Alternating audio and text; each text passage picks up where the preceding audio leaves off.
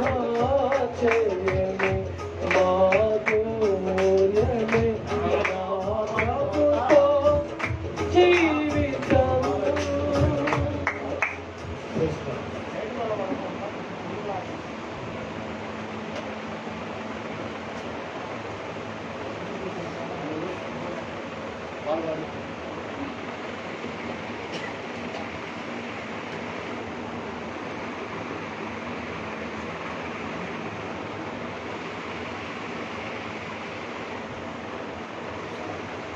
Aku baru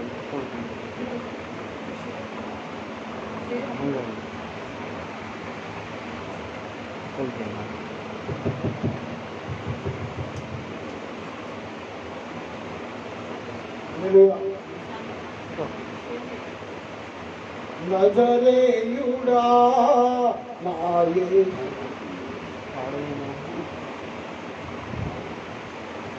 share option ఏది?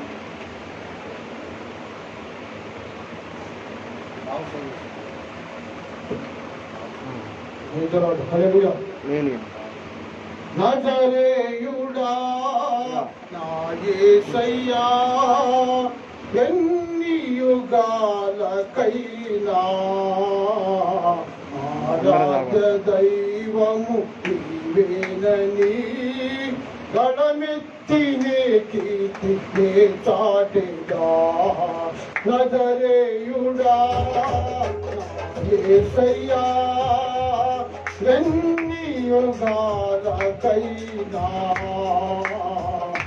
ఆరాధ్య దైవము నీవేనని గళమెత్తినే కీర్తినే చాటెదా. ఆకాశ గగనాలను నీకేనతో కొలిచితిని, శూన్యములో ఈ భూమిని, శూన్యములో ఈ భూమిని వేలాడదీసిన నా యేసయ్యా, వేలాడదీసిన నా యేసయ్యా నీకే వందనం, నీకే వందనం. నజరేయుడా నా యేసయ్యా ఎన్ని యుగాలకైనా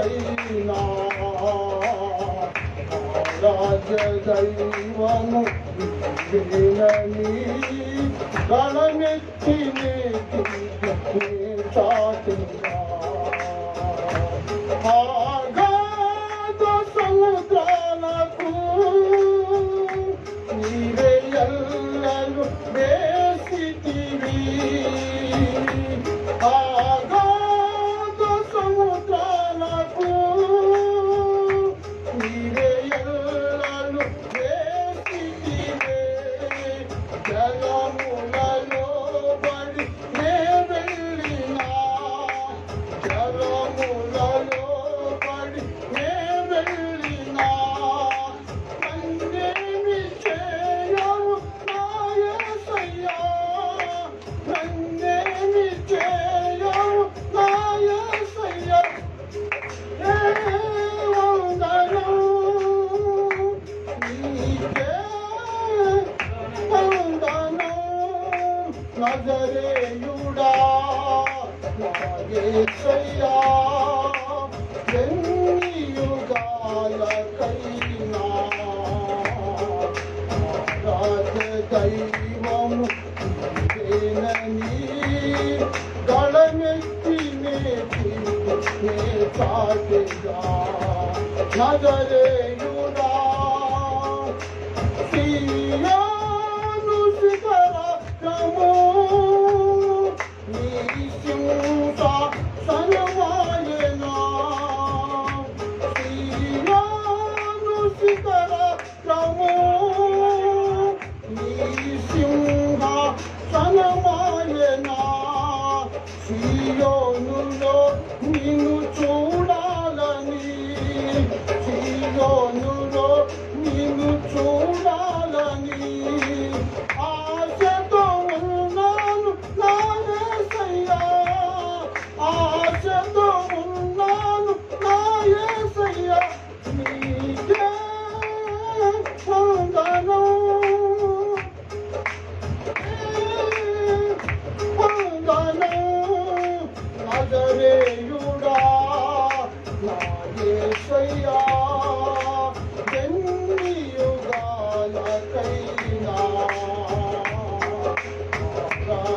దైవము నేనని దళమెత్తి నే కాటిగా నజరేయుడా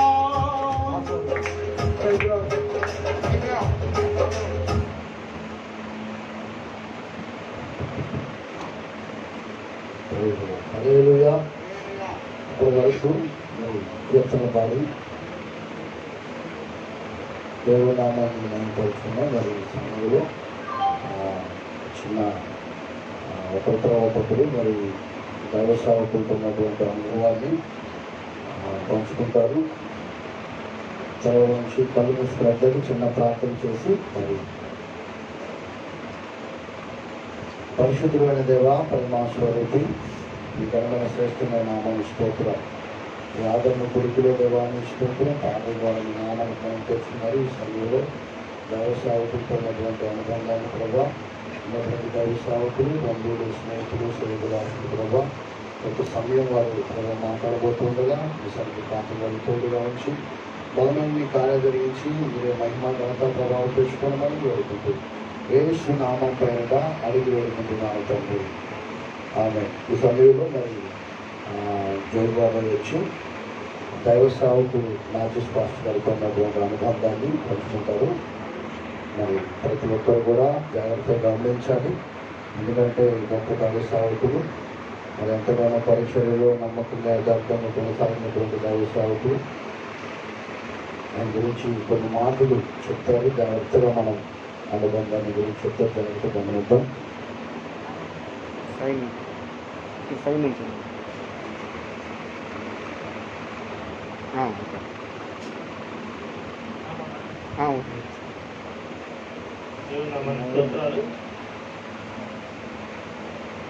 వచ్చిన మీ అందరికీ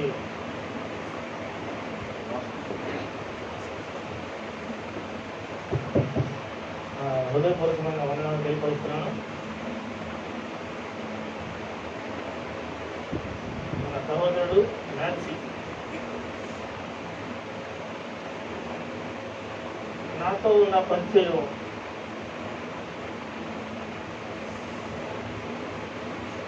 చాలా సంవత్సరాల అవుతుంది.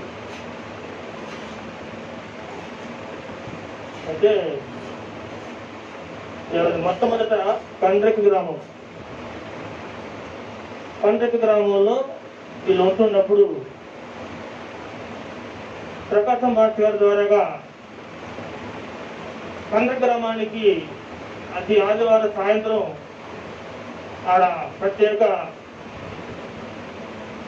ఆదివారపు ఆరాధన జరుగుతూ ఉండేది. ఆ సమయంలో ఈ దైవజనుడైన మ్యాథ్యూస్ గారు చిన్న పిల్లోడు.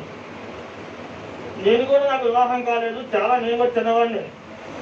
అయితే దైవజనుడు అమ్మటి సామాను మోసుకెళ్తూ యాంప్లిఫైర్ డ్రమ్ము, అప్పుడు యాంప్లిఫైర్ కూడా లేవు, డ్రమ్ము కాయలు సంకరేసుకొని పాస్టర్ గారు వెళ్తూ ఉండేవాడిని. అటు 1989 కానీ 96 అయి ఉండొచ్చు. అప్పటి నుంచి నాకు బాగా పరిచయం అన్నమాట. ఎంత మంచివాడు అంటే అంత మంచివాడు. విశ్వాసంలో నమ్మకంగా, పరిచర్యలో నమ్మకంగా, స్నేహితుల్లో నమ్మకంగా ఉంటూ ఎన్నో సంవత్సరాలుగా ఎవరైనా కష్టంలో ఉన్నారంటే వాళ్ళని ఆదరించడంలో చిన్నతనం నుంచే అతనికి ఉన్న మంచి మనసు అన్నమాట. సమస్యల్లో బాధపడుతున్న వాడిని దగ్గర కూర్చోబెట్టుకొని ఆదరించి, అన్నా ఎన్ని ఎన్నకాలం ఉండలేనా, మీరు ఎందుకు బాధపడతారని నన్ను ఎన్నోసార్లు ఆదరించేవాడు, ఎంతగానో బలపరిచేవాడు. క్రమేణా ఓచన్న మందిలో బాగా డెవలప్ అయ్యి మంచిగా సేవ అభివృద్ధి చెందినప్పుడు సహోదరుడు వయసు వచ్చిన తర్వాత ఆటో తోలుకుంటూ జీవనాన్ని గడుపుతున్న జనాలలో ప్రతిరోజు పొగలంతా కష్టపడి ఆటో తోలేవాడు. సాయంత్రానికి వచ్చి పాస్టర్ గారు అప్పుడు కోటాలో ఉండేవాడు. నేను అనుకునేవాడిని, ఇంత ఓర్పు ఎక్కడి నుంచి వస్తుంది? పొగలంతా కష్టపడేవాడు సాయంత్రానికి సరిగ్గా 4:30కి మందిరికి ఆటో పెడితే అక్కడి నుంచి సామాన్ తీసుకొని పోయి మళ్ళీ మైకులు కట్టుకొని వచ్చి మళ్ళీ కూర ముగించుకొని సరిగ్గా 12 మందిరానికి వచ్చేలేదు. 4 గంటలు మళ్ళీ పడుకొని 4 గంటలుగా లేచి 4 కూరగాయల మార్కెట్ నాతో పాటు ఇద్దరు కలిసి జంటకు వచ్చి మళ్ళీ గుంటూరు వచ్చి మార్కెట్కి వెళ్ళి సరుకులు కొనుక్కొని మళ్ళీ నేను 5 గంటల పెరంపల్లో తెచ్చి మళ్ళీ వెళ్ళిపోయేవాడు. ఎంత నెమ్మదిపరుడు అంటే అంత నెమ్మదిపరుడు. విశ్వాసగా ఉంటూ అలా కొనసాగిస్తున్న సమయాల్లో దైవజనులు మన కాడికి విజయ్ కుమార్ గారు వచ్చినప్పుడు ఆయనతో ఉన్న సన్నిహితాన్ని పరిచయాలలో బాగా ముందు కొనసాగుతూ ఆత్మీయంగా బలపరచబడుతూ వాళ్ళు హోసన్న పరిచర్యలో నుంచి బయటకు వచ్చిన తర్వాత హెర్మోన్ మినిస్ట్రీ పెట్టుకున్న తర్వాత వారికి అనుబంధంగా కుడిపొద్దు ఎవరంటే మ్యాథ్యూస్ పాస్టర్ గారు. దేవుని స్తోత్ర, హల్లెలూయా. పెరిగపర్వలో మేము రాజు పాస్టర్ గారు ఇంకో పాస్టర్ గారు 2 రోజులు సభలు ఏర్పాటు చేస్తే మేము కొత్త గుడి వెళ్ళాలని ఆ రాత్రి తెల్లారితే మందిరం ఓపెనింగ్ బాగా గమనించాలి. తెల్లారితే మందిరం ఓపెనింగ్ ఆ రాత్రి పెరిగపర్వలో కూటం. రాత్రి 12:30 గంటల కూటం అయిపోయింది. తెల్లారి సామాగ్రి మొత్తం మందిరం కాడ చేర్చి వెళ్ళాలి. ఒక్క 5 నిమిషాలు కూడా నిద్రపోకుండా సామాను మొత్తం స్టేజ్ ఉప్పదీసి బొంగులన్నీ కట్టకట్టుకొని బుధాలు పెట్టుకొని పోతన మందిరాన్ని చేర్చి తెల్లవారుజాము సరిగ్గా 4:30కి బయలుదేరి మళ్ళీ బస్సుకి వెళ్ళి సరిగ్గా 10:30, 11 గంటలకి కొత్తగూడి వెళ్ళి మేము వెళ్ళిన తర్వాత మందిరం ఓపెన్ చేశారు. దేవుని స్తోత్ర. హెర్మోన్ మినిస్ట్రీ అభివృద్ధి అవడానికి కారణం కుడిపోతమైన వాడు మ్యాథ్యూస్ పాస్టర్ గారు ఒక్కడే. దేవుని స్తోత్ర. వీళ్ళందరూ కూడా తర్వాత వచ్చిన వాళ్ళు. విజయ్ కుమార్ గారు గమనించాలి, నీ వెనుకెంత ఉండి నీ ఎమ్మటంటూ నీ ఎంతగానో పరిచయం చేసి నీకోసం కాదు దేవుడు మాకు ఇచ్చిన ఉన్నతమైన పరిచయాన్ని నమ్మకంగా చేశాడు. నమ్మకమైన వ్యక్తిని ఈ రోజున కొంతమంది వాడుకుంటున్నారు, వదిలేస్తున్నారు. అలాంటిది కాదండి పరిచయం అంటే. దేవుడు అన్ని చూస్తున్నాడు, ప్రతిఫలం ఇచ్చేది దేవుడు. ఇక్కడైతే శరీర సంబంధంగా మనుషులు వేరు చేయొచ్చు, కానీ ఆత్మ సంబంధంగా దేవుడు తన సన్నిధిలో ఉంచుకుంటాడు. దేవుని స్తోత్ర. ఈ విధంగా అతని గురించి నేను సాక్షి చెప్పాలంటే చాలా ఉన్నాయి. ఎందుకంటే దైవజనులు వెనకమా చాలా మంది వెనకమాలు ఉన్నారు. ఈ వ్యక్తి ఎంత మంచివాడు అంటే అంత నమ్మకమైన వాడు. హెర్మోన్ మినిస్ట్రీ కంటెంటర్ల ఇబ్రపడ్డం ఉంది. అయ్యా ఏంటి మళ్ళీ గుంటూరు వచ్చామంటే అన్నాడు, వారిద్దరి మధ్య ఏం జరిగిందో మాకైతే తెలియదు. మనసులో పెట్టుకొని అన్నా గుంటూరు ప్రాంతంలో కూడా హెర్మోన్ మినిస్ట్రీని ప్రారంభిస్తున్నామన్నా. గుంటూరు ప్రాంతంలో కూడా హెర్మోన్ మినిస్ట్రీని ప్రారంభిస్తున్నాం. అందుకే దైవజనులను ఇక్కడ వెళ్ళిపెట్టలేదు. కానీ వాళ్ళిద్దరి మధ్య జరిగిన సంభాషణ నాకైతే తెలియదు. కానీ అతను మనసులో ఉన్న మాట నాకు కూడా చెప్పకుండా నాతో ఏం చెప్పాడు, నన్ను బలపరిచి అన్నా మన మినిస్ట్రీ హెర్మోన్ మినిస్ట్రీ గుంటూరు జిల్లా కూడా వస్తుంది, గుంటూరు జిల్లాలో కూడా అక్కడక్కడ మనం ప్రారంభించాలి అనే ధైర్యంతో చెప్పుకుంటూ వచ్చాడు. కానీ కొన్ని దినాలకి మినిస్ట్రీని విడిచాడని బాధ కలిగింది. చాలా కుటుంబంలో వేదన. ఏమిటి సేవ, ఏమిటి పిలుపు, పరిస్థితి ఏమిటి అని చాలా బాధపడుతున్నప్పుడు మాకంతా ఫోన్ ద్వారా అయ్యా దేవుడు అన్యాయస్తుడు కాదు, పిలిచినది దేవుడు, ఏర్పాటు చేసుకున్న దేవుడు, దేవుడు ఏ దినమైనా వాడుకుంటాడని ఒకరినొకరు బలపరుచుకుంటే చక్కగా దైవజనుడు జన్మల ఐజయ్ గారి ద్వారాగా విజయనగరం వెళ్ళడం జరిగింది. అక్కడికి వెళ్ళిన తర్వాత అది ఎంత కష్టపడ్డాడో అతనికి తెలుసు, తండ్రి గారైనా ఐజయ్ గారికి తెలుసు. ప్రతిరోజు నా ఫోన్ చేస్తున్నాడు, అన్న బిజీగా ఉన్నానన్న, తర్వాత మళ్ళీ మాట్లాడతానన్నా, మట్టి వచ్చింది, స్తంభాలు వచ్చింది, ఇవన్నీ పని చేస్తా ఉన్నాను వాడు. ఇంతగా కష్టపడ్డాడు. ఎంత కష్టపడంటే దేవుడు ఒక స్థానం ఇచ్చాడు. కష్టపడ్డ వల్ల దేవుడు ఎప్పుడు అన్యాయం చేయడానికి నేను ఎంతగానో సంతోషించాను. నేను నెమ్మది యాక్సిడెంట్ అని అనగానే మనసు ఒక రకమైన బాధ అనిపించింది. ప్రార్థన చేస్తానే ఉన్నాం, ఫోన్ దానే వచ్చింది, ఇంకేముంది అన్న చనిపోయాడండి. చెప్పుకోలేనంత నరకం అనమాట. అయితే ఈ లోకబంధం అలాంటిది కాబట్టి ఒక నిరీక్షణ మనకు ఉంది. దైవజనుల్ని ఎప్పుడైనా మనం కలుసుకుంటాం. దేవుని స్తోత్రం. ఎందుకంటే దేవుని దగ్గర బిడ్డలు ఎప్పుడు నిరీక్షణతోనే ఉండాలి. ఈ లోకస్తులు లోకంలో దేవుడిని అడగని వారు బాధపడతారు. కానీ మనకి నేను అనుకుంటాను అప్పుడప్పుడు, దేవుడు దైవజనులను ఎందుకు తీసుకెళ్తున్నాడు? అది నా మనసులో మాట. అక్కడ ఏమైనా దైవజనులతో పని ఉందా అని నాలో నేను అనుకుంటూ బాధపడేవాడిని. ఎందుకంటే ఈ యొక్క కరోనా టైంలో చాలా మంది దైవజనులు ఎక్కువగా చనిపోయారు. దేవుడు అక్కడ పరిశుద్ధులు రాబోతున్నారు కనుక పని చాలా ఉందని ఇలా తీసుకెళ్తున్నానని నేను ఎంతగానో అనుకుంటూ ఉన్నాను. ప్రియ దేవుని బిడ్డలారా, ఈ సమయంలో దైవజనుడు ఎంత నమ్మకమైన వాడు, ఎంత మంచివాడు, ఎంత విశ్వాసంలో నమ్మకమైన వ్యక్తి. అసలు వ్యక్తిని ఈరోజు మనం కోల్పోయినా మనం అందరం కూడా నిరీక్షణ కలిగి ధైర్యం కలిగి ఒకరోజు మన దైవజనుడు కలుసుకుంటామని సంతోషం సమాధానం మనందరికీ ఉండాలని సమయాన్ని ఇచ్చిన అధ్యక్షుల వారికి పూర్వతి మీ అందరికీ నా హృదయపూర్వకమైన వందనాలు తెలియపరుస్తున్నాను.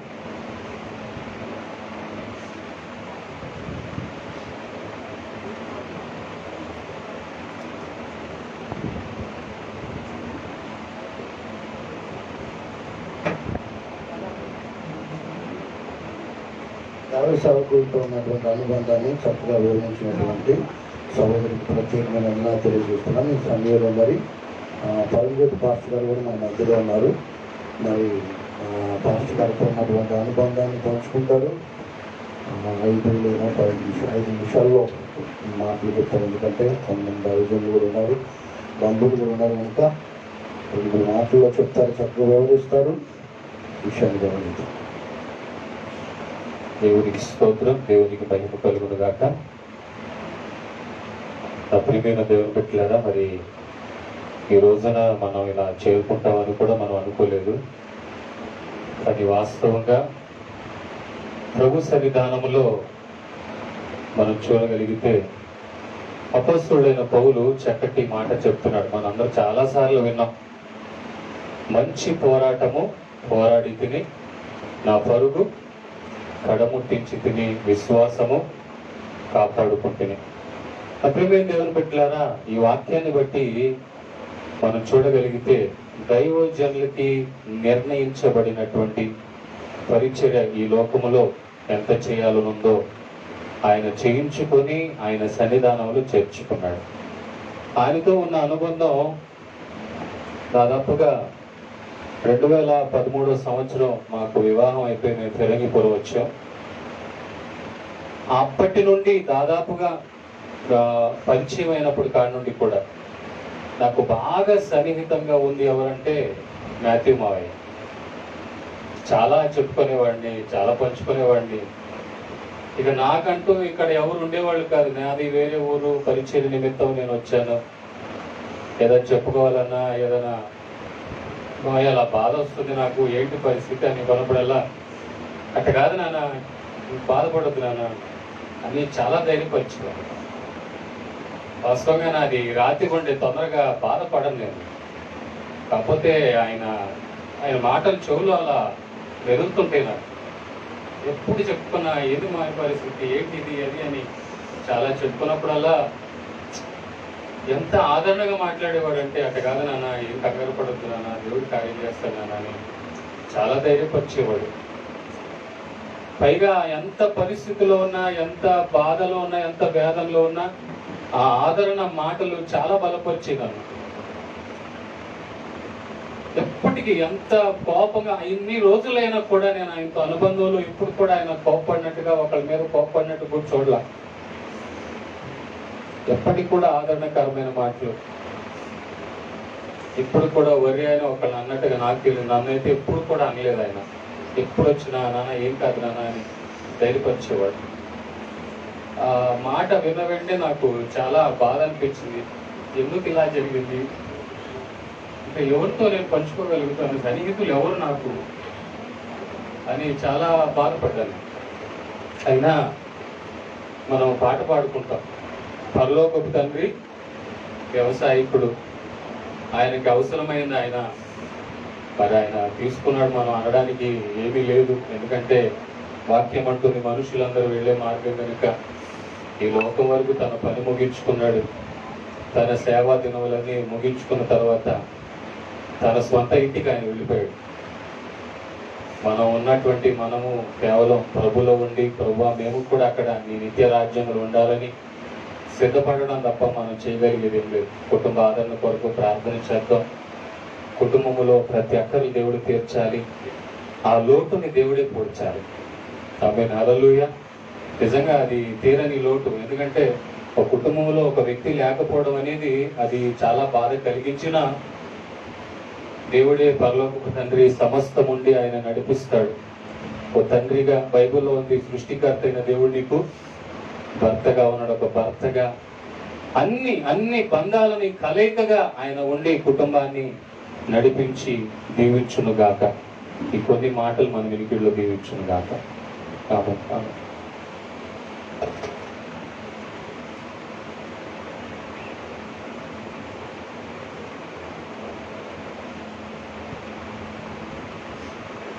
దైవసేవకుడికి ప్రత్యేకమైన తెలియజేస్తూ ఈ సమయంలో మన మధ్యలో రత్నాకర్ పాస్టర్ ఉన్నారు. పాస్టర్ గారుగా దైవసేవకుడు చేసినటువంటి కొన్ని మాటలు చెప్తారు. జాగ్రత్తగా మనం గమనిద్దాం.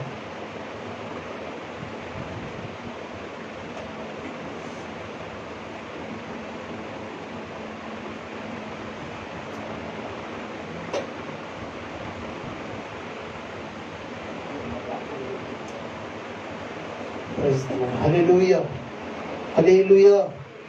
మన ప్రభు యేసుక్రీస్తు నామములో మీ అందరికీ వందనాలు. అలాగనే ఇక్కడ ఉన్నటువంటి దైవజనులు కూడా ప్రత్యేకమైన హృదయపూర్వకమైన వందనాలు. ఈ సమయంలో మనందరం చేర్చబడ్డం, సమకూర్చబడ్డం. దైవజనులు, ప్రభురాజ్యానికి వెళ్ళిపోయిన దైవజనులు మాథ్యూ అన్న అందరికీ సుపరిచితుడే, అందరికీ. ఎందుకంటే 2013, 2014 సంవత్సరాల్లో నేను కూడా ఒక సంస్థలో మేమందరం కలిసి పరిచర్య చేసేటప్పుడు అన్న దగ్గర నేను అసిస్టెంట్ బ్రదర్గా చేశాను.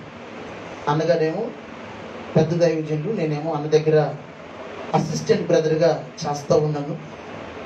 ఆ సమయంలో ఇప్పుడు కొంత సేవ స్థిరపడిన తర్వాత, ఒక వయసు వచ్చిన తర్వాత, కొంచెం సేవ మీద అవగాహన వచ్చిన తర్వాత తప్పులు అర్థమవుతూ ఉన్నాయి.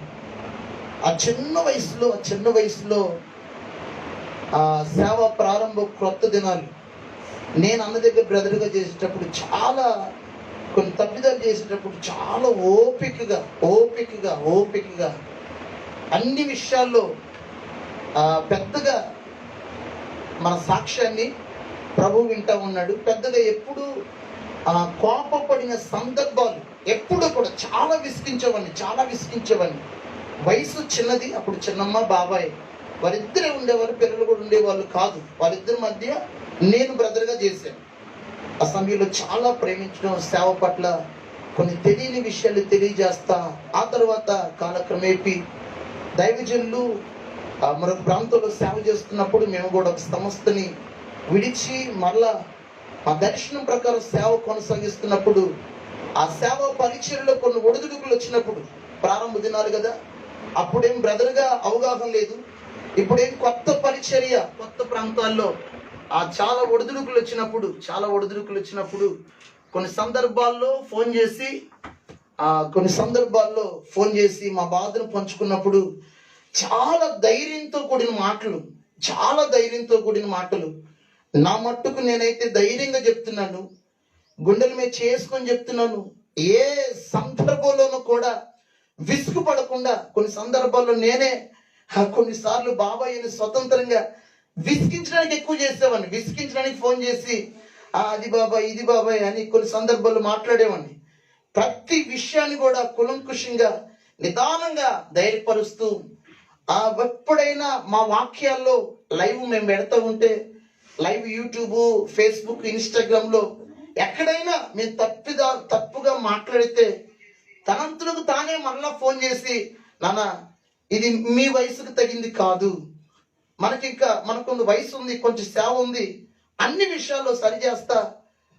ఈ మధ్య కాలంలో చనిపోయే ఒక వారం ముందేమో, చనిపోయే ఒక వారం ముందు నర్సరాపేట, అక్క వాళ్ళ అమ్మది నర్సరాపేట అనుకో మేబీ. ఆ అక్క వాళ్ళ అమ్మని డ్రాప్ చేయడానికి వస్తా వస్తా ఆ ట్రైన్ జర్నీలో ఫోన్ చేశాడు. రత్నాకర్ ఎక్కడ ఉన్నామంటే నేను న్యూజిలాండ్లో ఉన్న బాబాయ్ అంటే, ఒకసారి కలుద్దాం అనుకున్నారా, ఇప్పుడు వ్యాక్సిన్ వేయించుకున్నాను బాబాయ్, బయటికి రావట్లేదు, కొంచెం ఫీవర్గా ఉంది అని చెప్తే మళ్ళీ రిటర్న్లో కలుస్తానని చెప్పాడు. ఆ సందర్భంలో నేను ఒక మేబీ ఆ చివరి మాటలు నాకు బాబాయ్కి అవే ఏమిటంటే, బాబాయ్ ప్రస్తుతపు ఫేస్బుక్లోను యూట్యూబ్లోను ఎక్కడ చూసినా సోషల్ మీడియాలో సేవకులే ఎక్కువ చనిపోతున్నారు. మరి నేను కూడా కొత్తగా పరిచర్య ప్రారంభించా, ఇక్కడ ఎవరు లేరు, నేను ఇంకా బ్యాచిలర్ని, నా తరువాత ఎవరనేది తెలియట్లా, నూజివీడ్లో కేసులు ఎక్కువగా ఉన్నాయి. నేను అధైర్యపడి బాబాయ్తో షేర్ చేస్తున్నప్పుడు చాలా విలువైన మాటలు. అప్పటి వరకు భయపడుతూ ఉన్నాను, ఎందుకంటే చాలా మంది సేవకులు అప్పటికే ప్రభు రాజ్యాన్ని, ప్రభు పిలుపుని అందుకొని పరలోక రాజ్యం వెళ్ళిపోతున్నారు. ఒకవేళ నేను కూడా చిన్న వయసులో చేయవలసిన సేవ చాలా ఉందని అధైర్యపడుతున్నప్పుడు చాలా విలువైన మాట, ఒక్క మాట చెప్పాడు. నానా, వెళ్ళిపోతున్న సేవకులందరినీ వారి పని సంపూర్తి అయింది కనుక దేవుడు వారిని తీసుకొని వెళ్తున్నాడు. వాళ్ళు వెళ్ళటం వలనే మన అభివృద్ధి పరచబడతాం. ఒక విలువైన మాట చెప్పాడు, ఇస్మాయేలుని వెలగొట్టింది ఇస్సాకు అభివృద్ధి కోసమే. వెళ్ళిపోతున్న దైవజనులను చూసి ఒక ప్రక్క మనం మొరంగా మోకరించాలి. ఆ స్పిరిట్, ఆ ఏలియా మీద ఉన్న ఆత్మ మన మీదకి రావాలి. యవనస్తులని నీ ద్వారా జరిగించవలసిన పని చాలా ఉంది. అంత తొందరగా నిన్ను ప్రభు రాజ్యానికి చేర్చుకుని నీ ద్వారా సిద్ధపడవలసిన, నువ్వు చేయవలసిన పని కొంచెం అప్పుడు ధైర్యం కలిగింది. ఈ మరణ వార్త వినగానే మరలా గుండెల్లో వేదన ప్రారంభమైంది. ఏ తప్పు చేసినా సహజంగా పెద్దోళ్ళకు ఉండే లక్షణం ఏమిటంటే, నేను వాడికి ఫోన్ చేయటం ఏంటి, కొంచెం ఈగో ఫీలింగ్. నేను పెద్దోని కదా, వాడు ఫోన్ చేస్తేనే నేను మాట్లాడాలి, ఈ ఫీలింగ్ ఉండే సహజంగా. వాక్యంలో కానీ ఎక్కడైనా ఎప్పుడైనా ఏ తప్పు చేసినా తనంతరం తాను చేసరే, ఈ చిన్న వయసులో మాట్లాడకూడదు, ఎదిగే వయసు. మన రీసెంట్గా పాటల గురించి కూడా చక్కగా పాడే ఉన్నానా. ఈ మరణ వార్త వినగానే ఏం అర్థం కాల, కానీ దేవుని వాక్యం మాత్రం ధైర్యపరిచింది. ఎలీషా కలిసి ప్రయాణం చేస్తున్నారు. పరిశుద్ధాత్మ దేవుడు చాలా తేటగా రాశాడు ఆ మాట. వారిద్దరూ కలిసి ప్రయాణం చేస్తుంటే దేవుడే వారిద్దరిని వేరు చేసెను.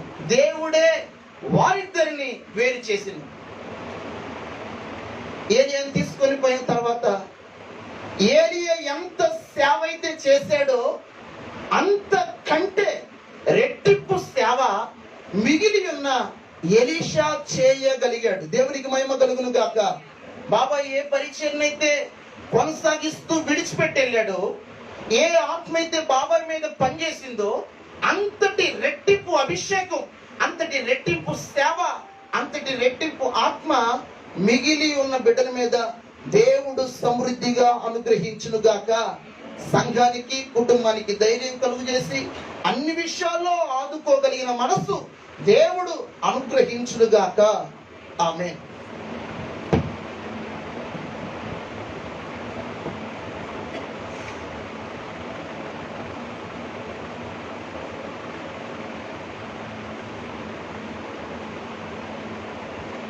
హల్లెలూయా. అందరూ సర్వీకులు చూద్దామా. చక్కని మాటలు వివరించినటువంటి సహోదరి ప్రత్యేకంగా ఉన్నాను. ఈ సమయంలో మరి శామ్యూల్ పాస్టర్ ఉన్నారు. శామ్యూల్ పాస్టర్ గారు వచ్చి కూడా కొన్ని మాటలు మరి బాగా చెప్తారు. బంధుమిత్రులు కూడా మాట్లాడవలసిన వారు మాట్లాడగలిగిన వారు ఉన్నారని ఇంటికి రావాల్సిందిగా ప్రేమతో తెలియజేస్తున్నాం. కొద్ది మాటల్లో వివరిస్తారు అందరూ.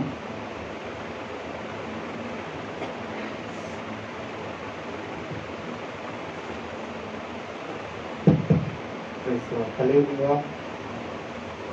మన ప్రభువుని యేసుక్రీస్తు ప్రతిపక్ష ఘనమైన నామములో మీ అందరికీ నా ప్రభుత్వం శుభాకాంక్షలు. ఈరోజున చాలామంది అనుకుంటున్నారు బాబాయ్ చనిపోయారు అనుకుంటున్నారు, కానీ బాబాయ్ ఎక్కడికి వెళ్ళలేదు. మన మధ్యలోనే ఉన్నాడు. హల్లెలూయా. ఎందుకంటే ఒకవేళ బాబాయ్ శరీరానికి మరణం ఉండొచ్చు, కానీ ఆ ప్రేమకి ఆ మాటలకి మరణం లేదు. దేవునికి స్తోత్రం.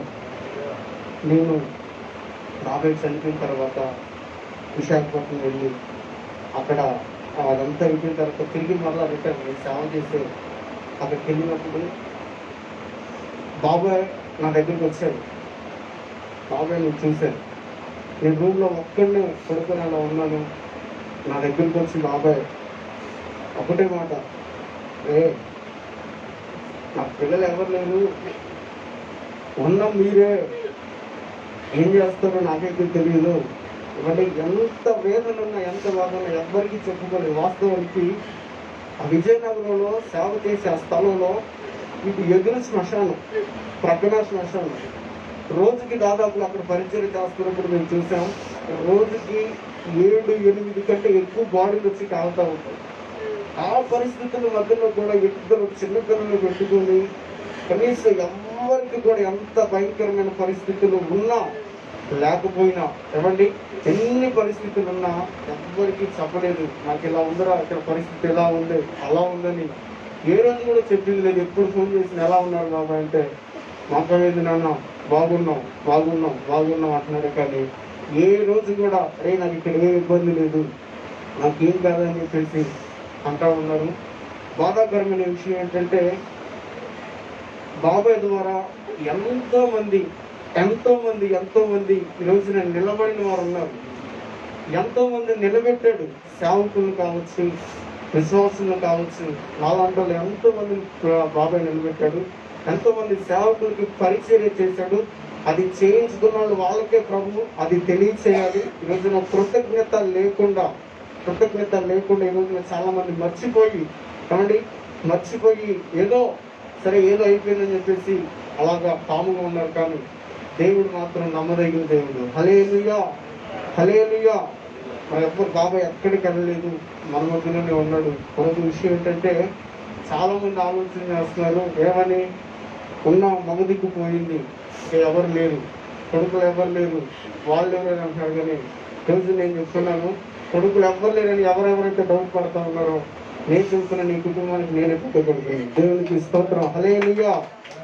బాబాయ్ రుణాన్ని నేను తీర్చుకుంటాను, నేను పెద్ద కొడుకుగా ఉంటాను. ఎందుకంటే తండ్రిగా తల్లిగా బాబాయ్ చేసిన ఆ మేలుకి నేను తీర్చుకునే ఆ రుణం నేను కొడుకుగా ఉండి అన్ని విషయాల్లో కూడా నా చెల్లెల విషయాలైనా చిన్న విషయమైనా అన్ని విషయాల్లో కూడా దేవుడి ప్రేమను బట్టి బాగా చూపినటువంటి ప్రేమను బట్టి చెప్తున్నాను.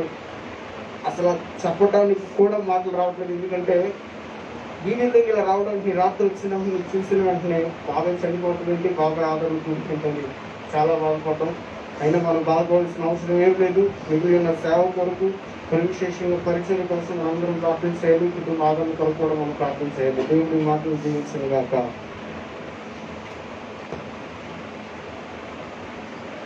మాటలు తెలియజేసినటువంటి బాబాయ్తో అనుబంధాన్ని బట్టి తెలియజేసిన మాటలు బట్టి సహోదరులకు ప్రత్యేకమైన వందనాలు తెలియజేస్తున్నాను. అలాగే మరి బాబాయ్ యొక్క బంధుమిత్రులు ఎవరైనా మాట్లాడితే బాబాయ్ గురించి ఎవరైనా సరే బంధుమిత్రులు వచ్చి మరి బాబాయ్ గురించినటువంటి విషయాలు ఎవరైనా పర్వాలేదు.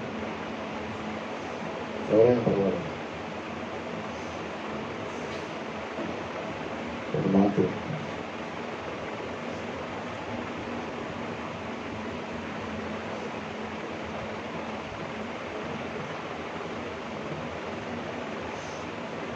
దేవుడు నామ క్షేత్రాలు అందరికీ అన్నారు. మ్యాచ్లో రంగంలో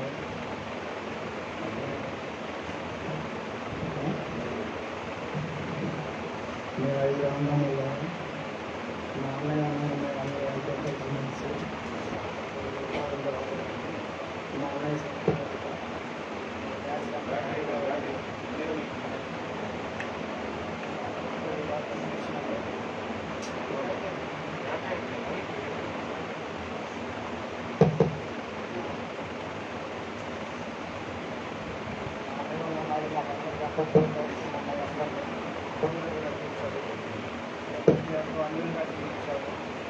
ఎందుకంటే ఫస్ట్ అసలు ఎవరిని పెట్టండి ఫస్ట్ మా పెట్టాను తర్వాత మమ్మల్ని అందరూ కూడా మార్చి దేవుడు కట్టించారు 5 అందములలో దేవుడు సరే మనేశ్వరి పోయాక తర్వాత వినాయకుడు కొత్త విషయంలో కూడా ఆధారంగా తోడుగా ఉంటూ మమ్మల్ని నేరం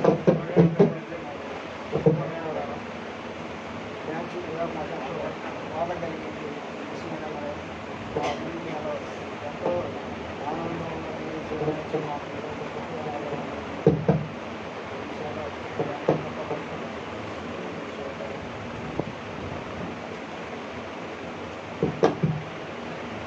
చక్కని మాకు తెలియజేసినటువంటి మరి సహోదరులకు ప్రత్యేకంగా వందనాలు తెలియజేస్తున్న ఈ సమయంలో ఎఫ్సి వారికి మరి బాబాయ్తో ఉన్నటువంటి అనుబంధాలు ఒక 2 మాటల్లో చెప్తుంది.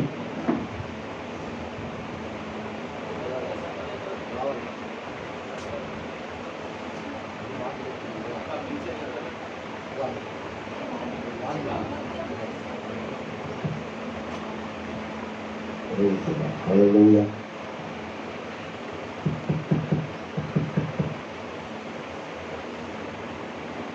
Praise the Lord.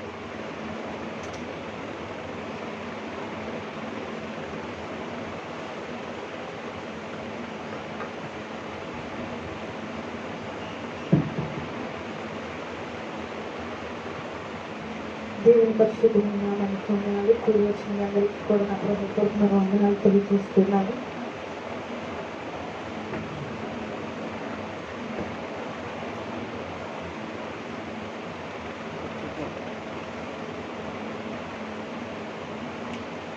ఈ విధంగా ఈ కూడిలో ఇంత త్వరగా పాలు పొందుతామని అసలు ఊహించలేదు.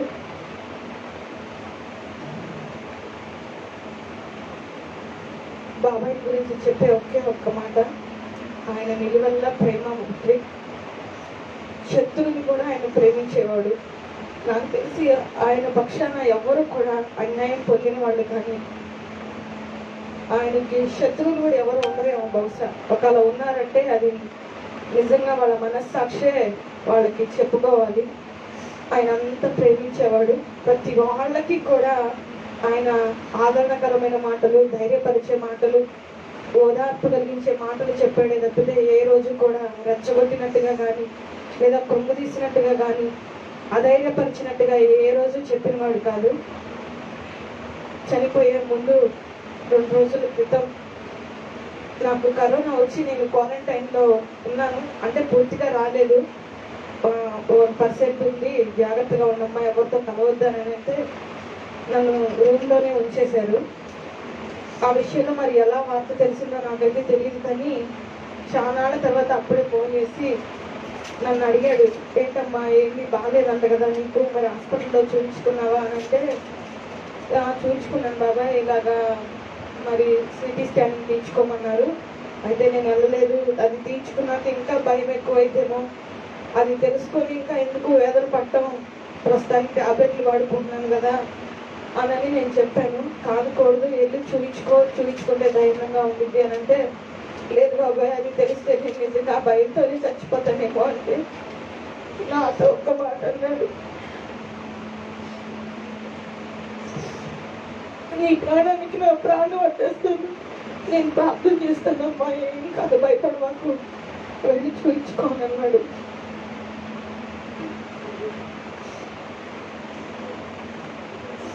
ఒకసారి వీడియో కాల్ చేస్తానమ్మా, నువ్వు ఎట్టున్నావో నీ పరిస్థితి ఎట్టుందో చూస్తానంటే, వద్దు బాబాయ్ నైట్ అయింది, నేను పొద్దున్నే చేసి మాట్లాడతాను నీతో అని అన్నాను. ఇంకా అదే చివరి మాట్లాడలేదు. ఈ లోపల వార్త తెలిసింది. చనిపోయే మరుక్షణంతా కూడా ఈ ఒక్కసారి కనికరించయ్యా, ఈ ఒక్కసారికి జాలి చేసుకొని ఎంతో వేదంతో ప్రార్థన చేసాం. మరి ఆయన చిత్తం ఏమై ఉందో ఆయన దగ్గరికి తీసుకొని వెళ్ళిపోయాడు. కానీ ఆయన ఎంతమందికి, ఒక చిన్న పిల్లలకి వాళ్ళు టాయిలెట్కి వెళ్ళినా బాత్రూమ్కి వెళ్ళినా కన్న తల్లి ఏ విధంగా భారం అనుకోకుండా, ఏంటి ఇది అనుకోకుండా ఎలా చేసిందో, వృద్ధాప్యంలో ఉన్న వాళ్ళందరికీ కూడా అవన్నీ పనులు చేశాడు. అది చేయించుకున్న వాళ్ళకే తెలుస్తుంది. హాస్పిటల్లో మేము ఒక మినిస్ట్రీలో పనిచేస్తూ ఉన్నాం. మేమందరం ఒకేసారి సేవకు వెళ్ళాము. సేవకు వెళ్ళినప్పుడు అన్ని విషయాలలో కూడా ఆడపిల్లను కదా నేను, నాకు వచ్చే శ్రమలను బట్టి కానీ, నాకు వచ్చే నిందల్ని బట్టి కానీ, నాకు వచ్చే ప్రతి విషయంలో కూడా బాధపడవకు, భయపడవకు. మనమందరం సేవకు వచ్చాం. మనం కనుక నిలబడకపోతే, మళ్ళా తిరిగి వెళ్ళిపోతే, మనం ఓసన మినిస్ట్రీలో విశ్వాసులుగా ఉన్నాం కదా, వాళ్ళందరూ అవమానకరంగా అయిపోయినా మీ సేవ, ఇదేనా మీ సేవ, చదువులు మానేసి ఆటోలు మానేసి గబగబా వెళ్ళిపోయారు కదా, అయిపోయినా మీ సేవ అని మనల్ని ఎక్కడిస్తారమ్మా. మనం ఎక్కడ కూడా ధైర్యపడకూడదు, మనం సేవలో ఉండాలి అని చాలా ధైర్యపరిచాడు.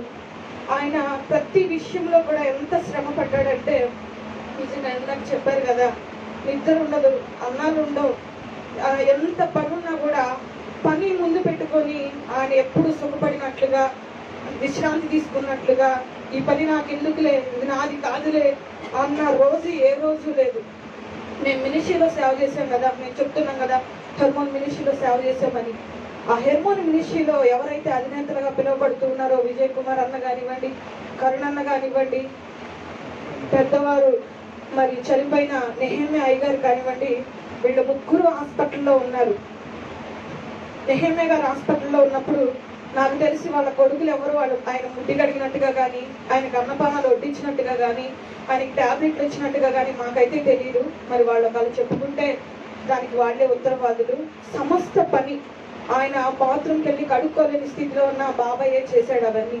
అదే టైంలో విజయన్న గారికి యాక్సిడెంట్ అయ్యి హాస్పిటల్లో ఉన్నప్పుడు, చెయ్యి ఇరిగిపోయి ఉన్నప్పుడు, ఆ టైంలో కూడా అవన్నీ పనులు, ఏ పనులు, బాత్రూమ్కి సంబంధించిన పనులు కూడా ఓపిక ఆయన చేశాడు. అదే టైంలో కరుణన్నకు కానీ, ఇలా ఆ మినిస్ట్రీలో చెయ్యని వారంటూ ఎవ్వరూ లేదు. ఆయన ద్వారా అన్ని లాభాలు పొందుతున్నారు. అయితే అక్కడ నుండి ఎందుకు వచ్చేసామో అది దేవుడికి తెలియాలి. అది వాళ్ళిద్దరి మధ్య ఉంది, మాకైతే తెలియదు. నిజంగా కృతజ్ఞత కలిగిన వాడు ఆయన. వాళ్ళ విషయాల్లో అంత పరిచర్య చేశాడు. మరి ప్రతి విషయంలో కూడా విజయనగరం విషయంలో వెళ్ళేటప్పుడు, వచ్చేటప్పుడు హెస్టర్కి ఏదో సర్టిఫికెట్ల కోసం ఈ మధ్య 2 నెలల క్రితమే వస్తా ఉన్నాడు, పోతా ఉన్నాడు. అప్పుడే మాకు తెలుసు. వెళ్ళిన తర్వాత ఇంతవరకు మళ్ళీ రావడం కానీ, ఫోన్లు చేయడం కానీ ఏమీ లేదు. పెద్దవాళ్ళతో మాట్లాడుకుంటా ఉన్నారు. హెస్టర్ విషయంలో వస్తుంటే మాకు 2 నెలల క్రితం ఒక మీటింగ్ జరిగింది, మార్చి నెలలో. ఆ మీటింగ్లో అదంతా చూసి నేను కూడా ఇక్కడ ఉన్నట్టయితే మీ అందరితో అందరం కలిసి చేసుకునేవాళ్ళం అమ్మ. అప్పుడేమో ఆ పరిస్థితులు లేక అంత దూరం వెళ్ళిపోవాల్సి వచ్చింది. అన్నీ మార్చేసుకున్నాం. చావైనా బ్రతికైనా ఇంకక్కడే తిరిగి రాలేనని అన్నాడు. అన్నట్టుగానే అక్కడికక్కడే చనిపోయాడు, నుండే వెళ్ళిపోయాడు. శివుడు చూపు కూడా చూసుకోవడానికి లేకుండా పోయింది. ఎన్ని చెప్పుకున్నా ఆయన గురించి తక్కువే. నిజంగా ఆయన చాలా ప్రేమించేవాడు. ఒక నిరీక్షణ మాత్రం ఉంది, మరలా ఆయన్ని కలుసుకుంటాం, మరలా ఆయనతో కలిసి మరలా ఇవన్నీ మాట్లాడుకొని పంచుకుంటాం. దేవుడితో ఆయనతో కలిసి అక్కడ మరలా సహజీవనం చేస్తామనే నమ్మకం మాత్రం ఖచ్చితంగా ఉంది. దేవుడు కుటుంబానికి, పిల్లలకి ఒక ఆదరణ కలిగించినట్లుగాను, అంతేకాకుండా ప్రతి విషయంలో కూడా ఎవరెవరైతే వాళ్ళ గురించి చులకనగా, హేళనగా, మగ మనిషి లేడు, ఆడపిల్లలు, ఆడవాళ్ళు ఏం చేస్తారని అనుకుంటున్నారో వాళ్ళందరికీ దేవుడే బుద్ధి చెప్తాడు.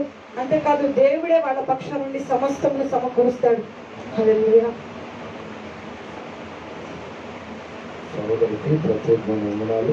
సమయంలో స్టూడెంట్ పాస్టర్ గారు ఉన్నారు, పాస్టర్ గారు కూడా మాకు చెప్తారు వ్యవసాయం గురించి.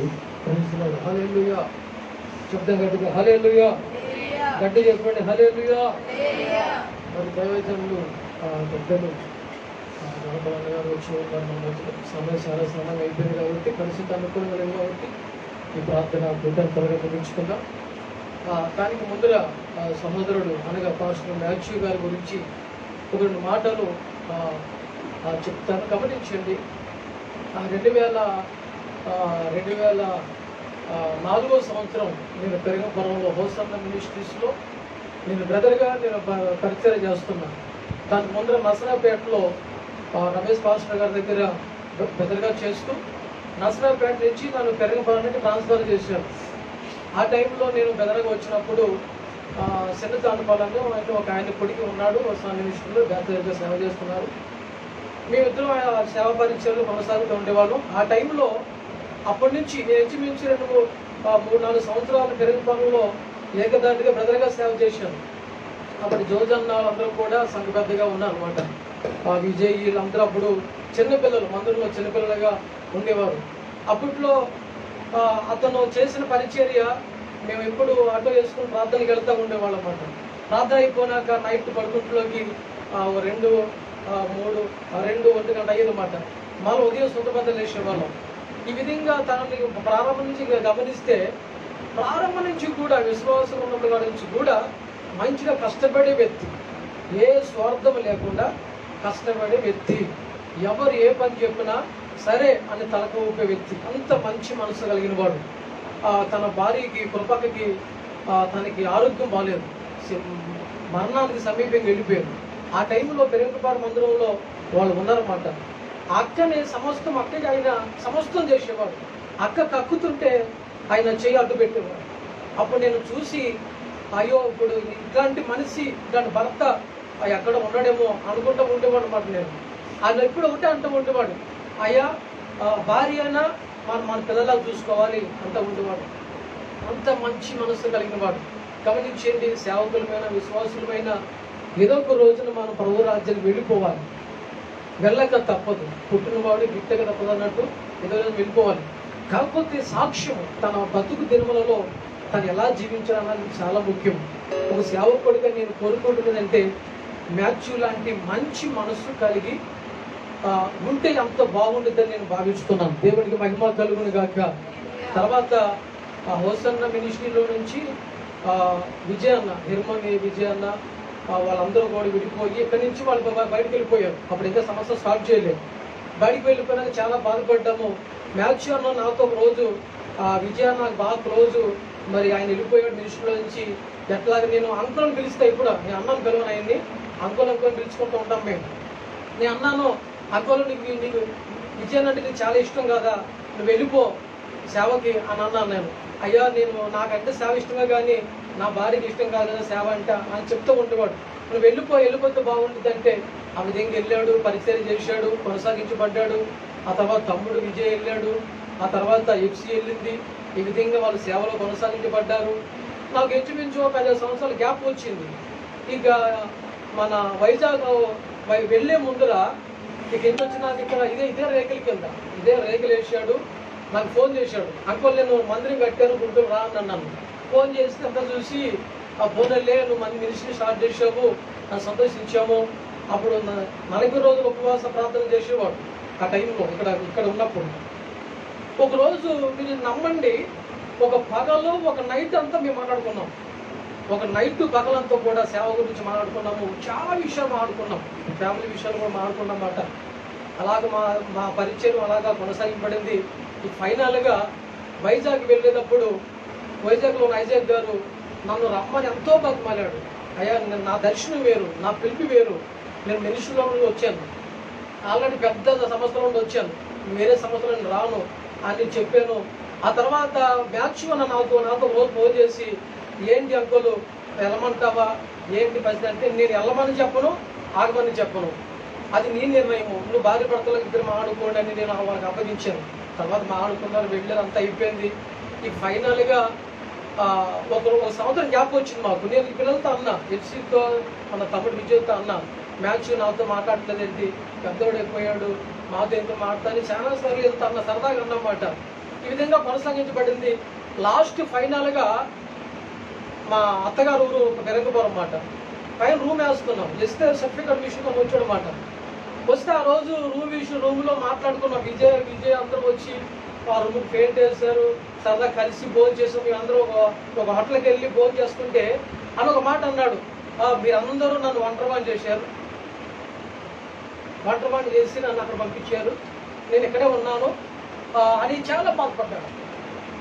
అయితే ఆ రోజు సరదాగా అనుకున్నా కానీ మనసులో బాధ ఉండదు, మాకు కూడా మనసులో బాధ ఉంది. మేము చాలా ఆ రోజు విషయాలు లాస్ట్గా మాట్లాడుకున్నాము. ఫైనల్గా నేను హోసన్న మినిస్ట్రీలో ఒక సేవకుడు నన్ను ప్రసంగా పిలుస్తానికి వెళ్ళి నేను పిలిచాడు, అక్కడికి వెళ్ళానమాట. ఆ నైట్ నేను ఫొటోస్ పెట్టాను. నైట్ 1 గంటకి ఎప్పుడు నాకు ఫోన్ చేశాడు. ఫోన్ చేసి, అయ్యా నువ్వు ఏడున్నావు అంటే, అనుకో నేను బిజీగా ఉన్నాను, పొద్దున్న చేస్తాను ఏమనుకోమాకంటే, సరే పోయి పెట్టేశాడు. తెల్లారి ఆయన ఫోన్ చేసినా నేను రెస్పాండ్ కాలేదు. 3 రోజుల తర్వాత అనగా ఆయన మే నెలలో లాస్ట్ ఈ నెల మే నెలలో 1వ తారీఖు నాకు ఫోన్ చేశాడు. ఫోన్ చేసి అంకోలు నేను 2 రోజుల నుంచి నీకు ఎందుకో ఫోన్ చేసినా నా మనసులో అనిపిస్తుంది అన్నాడు. ఆ రోజు ఫోన్ చేశాడు. మించి మేము గంట మాట్లాడుకున్నాం. అదే లాస్ట్ కాల్. 1వ తారీఖు మే నెల 1వ తారీఖు ఫోన్ చేశాడు. అదే లాస్ట్ కాల్. చాలా విషయాలు మాట్లాడాము. నేను వస్తానని చెప్పాను, వచ్చి నేను కలుస్తానని చెప్పాను. ఇక ఆయన ఆ రకంగా కలుస్తానని నేను అనుకోలేదు, కానీ అది మాటలో చెప్పలేము. చాలా బాధాకరమైన విషయము. ఓకే, ఏదేమైనా మనమందరం కూడా ఒక రోజున కలుస్తాము, చూస్తాము. ఈ కుటుంబం కోసము ప్రార్థన చేద్దాం. ఈ కుటుంబానికి ఆదరణ కలుగును గాక. ఆమేన్. దేవునికి స్తోత్రం. చక్కని మాటలు మరి తండ్రి గారితో ఉన్నటువంటి అనుబంధాన్ని మరి పంచుకున్నటువంటి దైవ సేవకులు కూడా ప్రత్యేకమైన వందనాలు తెలియజేస్తున్నాను. ఈ విధంగా మరి అనేకులకు ప్రేమను పంచినటువంటి మరి తండ్రి గారు దగ్గరగా సేవకులు మరి ఎంతోమంది సేవకుల్ని ప్రేమతో చాలా మందిని కూడా సంపాదించారు. దగ్గర నూజువీడు, ఖమ్మం, కంజీచర్ల ఆ దూర ప్రాంతాల నుండి మరి దైవ సేవకులు రావడం, నష్టపేట ఇలా ప్రేమపురం చుట్టుపక్కల మన చదువుకులు కాటి నుంచి కూడా దైవజనులు వచ్చారు. మరి ఇలా ఎంతోమంది దైవ సేవకులు మరి రావడం గల కారణం ఏంటంటే ఎంతగానో ప్రేమను పంచాడు. మీరందరూ అనుకోవచ్చు, బాబాయ్ అంటాడు, మీకు ఎట్లా బాబాయ్ అవుతారో అనుకోవచ్చు. ఆయన కడుపును పుట్టకపోయినా కానీ సొంత కొడుకు వల్లే, సొంత కుమారుల వల్లే మమ్మల్ని అనుక్షణం కూడా మాట్లాడుతూ అనేక విషయాలను సరిచేస్తూ మమ్మల్ని ఎంతగానో సేవా విషయాల్లో దైవజనులు బలపరిచారు. చాలా బలముగా ఏవైనా కొన్ని విషయాల్లో మేము తప్పుకుంటున్నప్పుడు కూడా మన ఇలాంటి మార్గం సరైనది కదరా, ఇలా చేయొద్దు, అర్థం మన ఎవరికి ఎక్కడ కూడా ఏ విషయంలో కూడా బాధాకరంగా ఉండకూడదు, అందరికి కూడా సంతోషకరంగా ఉండాలి. ఒకవేళ వాళ్ళ ద్వారా మనకు బాధ కలిగినా కానీ దాన్ని మనం భరించాలి అనేటువంటి విషయాన్ని ఎప్పుడు తెలియజేస్తుంటాడు. అలాగే సేవలో ఎన్ని కష్టాలు ఎదురైనా, ఎన్ని బాధలు ఎదురైనా, ఎన్ని నిందలు అవమానాలు చాలా ఎదురైనా వాటన్నిటిని కూడా సాధించుకుంటూ మరి సేవ పరిచర్యలో ముందు కొనసాగుతూ వచ్చినటువంటి దైవజనులు, గొప్ప దైవజనులు. మరి ఈరోజు మన మధ్యలో లేకపోయాడంటే అది నమ్మటానికి వీలు లేదు. ఎందుకంటే మొన్నటి వరకు కూడా, నిన్నటి వరకు కూడా ఇక్కడ ఒకసారి కలవటానికి వచ్చి కూడా వెళ్ళేటప్పుడు, నేను ఒంటరిగా వెళ్ళేటప్పుడు కూడా, బాబాయ్ నువ్వు ఎందుకు చనిపోయావో ఒకసారి నాకు చెప్పు, మమ్మల్ని ఎందుకు విడిచిపెట్టి వెళ్ళావు బాబాయ్, ఇంకా సేవ చేయాల్సిన సేవ ఇంకా ఉంది కదా, అప్పుడే ఎందుకు చనిపోయావు, నాతో మాట్లాడు ఒకసారి అని దాని మధ్యలో చాలాసార్లు నేను అడగటం. అక్కడ చనిపోయిన తర్వాత కూడా నువ్వు చనిపోలేదులే, పక్కన ఎదుటి కనపడుతున్నారు చనిపోయినట్లుగా, నువ్వు చనిపోలేదు. ఎందుకంటే మా హృదయంలో అంతగా ప్రేమను సంపాదించుకున్నటువంటి వ్యక్తి మరి దైవ సేవకులు. మరి ఎంతగానో ఈరోజు మన మధ్యలో చాలా దుఃఖకరమైనటువంటి విషయం. కనుక ఈ సమయం మరి ఇప్పటికే చాలా సమయమైంది. చెప్పాలంటే ఒక రోజు కాదు, ఇంకా చాలా దినాలు పడుతుంది. కానీ కొంతమంది కృతజ్ఞతలైనటువంటి వారు ఉంటారు. అనేకమైన విషయాలు అనేకమైన విధాలుగా మాట్లాడుతూ దైవ సేవకులు ఎంతగానో కష్టపడి పరిచయం చేసి నమ్మకంగా సంస్థలో ఉన్నప్పుడు నమ్మకంగా ఎంతగానో పరిచయం చేసిన ఆ పరిచయం మర్చిపోయి కృతజ్ఞత లేని వాడు అదిదని చెప్పని మాట్లాడుతూ అనేక విధాలుగా మరి మాట్లాడారు. సరే, అది దేవుడు చూసుకుంటాడు, దేవునికి అప్పగిస్తాడు. ఎవరు కృతజ్ఞత లేని వాళ్ళు, ఎవరు కృతజ్ఞత కలిగిన వారు దేవుడు సమస్తం చూశాడు. దైవ సేవకులు ఎలా కష్టపడ్డాడో, ఎలా ప్రయాసపడ్డాడో నాకు తెలుసు. ఎందుకంటే దైవ సేవకులు నేనే అక్కడ మినిస్ట్రీకి మొదటిగా పరిచయలో ఉంది. నెహమ్యా గారికి ఆరోగ్యం బాగున్న టైంలో కూడా బాబాయ్ నేనే ఉండేవాళ్ళం. నేనని లేచి అయ్యగారి దగ్గర ఉండేవాడిని. బాబాయ్ ఉదయం 7:30 గంటలు లేచాడంటే నైట్ 11 గంటల దాకా అటు ఇటు తిరుగుతూనే ఆ రిపోర్ట్ కోసమని అయ్యగారికి సంబంధించిన విషయాలన్నీ కూడా ఒక్క క్షణం కూడా బాబాయ్ టిఫిన్ చేసి వెళ్ళి బాబాయ్ అంటే లేదు రాదు కొంచెం డాక్టర్లు వెళ్ళిపోతారు అని ఇలా ఎంతగానో దైవ సేవకులు పరిచయం చేశారు. అలాగనే విజయానికే కానీ కరుణానికే కానీ ఇలా ఎంతోమందికి పరిచయం చేశారు. కానీ కృతజ్ఞత లేని వాడని చెప్పని మా బాబాయ్ అంటున్నారు. కానీ వాళ్ళు కృతజ్ఞత లేని వాళ్ళు. ఎలా కష్టపడ్డాడో, ఎలా చేశాడో ఒక చిన్న పిల్లలాగా మేము చేసామంటే యవనస్తులు కాబట్టి ఆ పెద్ద సేవకుల కన్నా చిన్నపిల్లలు కాబట్టి మేము చేసామంటే అదొక న్యాయం. కానీ వాళ్ళకన్నా వయసులో పెద్దవాడు, సేవానుభవంలో తక్కువ కావచ్చు కానీ వయసులో పెద్దవాడై చిన్న పిల్లవాడి వల్ల తగ్గించుకొని పరిచయం చేశాడు. ఆ తగ్గింపు జీవితమే ఇదిగో ఇలాగ అనేకులను సంపాదించడం. హల్లెలూయా. అనేకుల సేవకుల హృదయాలను సంపాదించాడు ఆ తగ్గింపు జీవితం ద్వారానే. మరి మనమందరం కూడా ఒక నిరీక్షణ ఏమిటంటే దైవ సేవకులు ఖచ్చితంగా మనము చూస్తాము. హల్లెలూయా. మీ అనుదిన ప్రార్థన మీరు చేయవలసింది ఏంటంటే దైవ సేవకుల యొక్క కుటుంబం చిన్నమని కానీ పిల్లలు కానీ జ్ఞాపకం చేసుకొని ఉన్నతమైన కృపావరములతో ప్రభు నింపి బలపరిచి వాడుకున్నట్లుగా మీ అనుదిన ప్రార్థనలు ప్రార్థించండి. ప్రభు గొప్ప కార్యాలు జరిగించును గాక. ఆమె ఈ సమయంలో తల నుంచి కళ్ళు మూసుకున్నట్లయితే చిన్న ప్రార్థన చేసుకొని దైవ సేవకులకి సమయాన్ని మనం అప్పగిద్దాం. దైవ సేవకుల నుంచి చాలాసేపు అవుతుంది, సమయం మనం అప్పగిద్దాం. ప్రార్థన చేసుకున్న వాక్యం నిమిత్తమై స్తోత్రం స్తోత్రం స్తోత్రం స్తోత్రం. మన మధ్యలో లవ్ కుమార్ ఉన్నారు. పాస్టర్ లవ్ కుమార్ గారు వచ్చి వాక్యం నిమిత్తమై ప్రార్థన చేస్తారు. తదుపరి దేవుని వాక్యాన్ని మనం విందాం. జాన్ హానో దయచేసి మన జాన్ హానో వచ్చి వాక్యం కొట్టే ప్రార్థన చేస్తారు.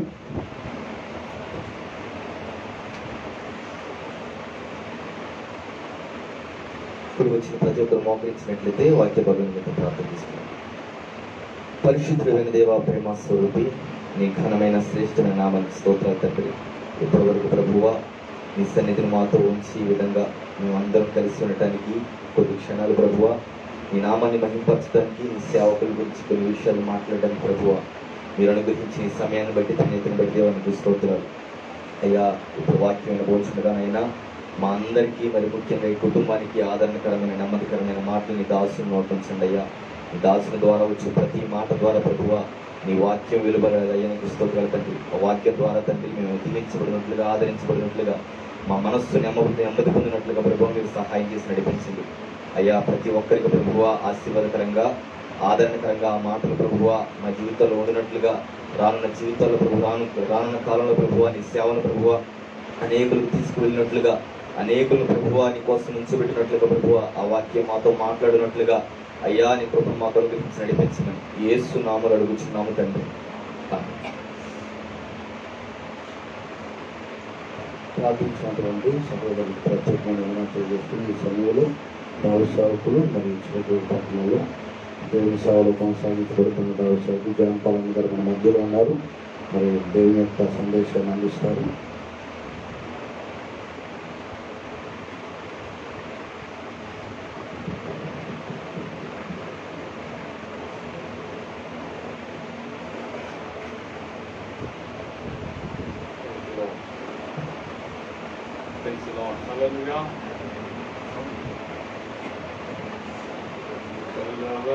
పాడిన నా బ్రతుకులో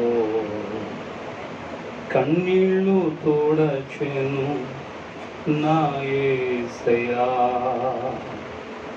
కలవర పాడిన నా బ్రతుకులో కన్నీళ్ళు తోడచెను నా యేసయ్యా. నిన్ను విడువను ఎడబాయనని, నిన్ను విడువను ఎడబాయనని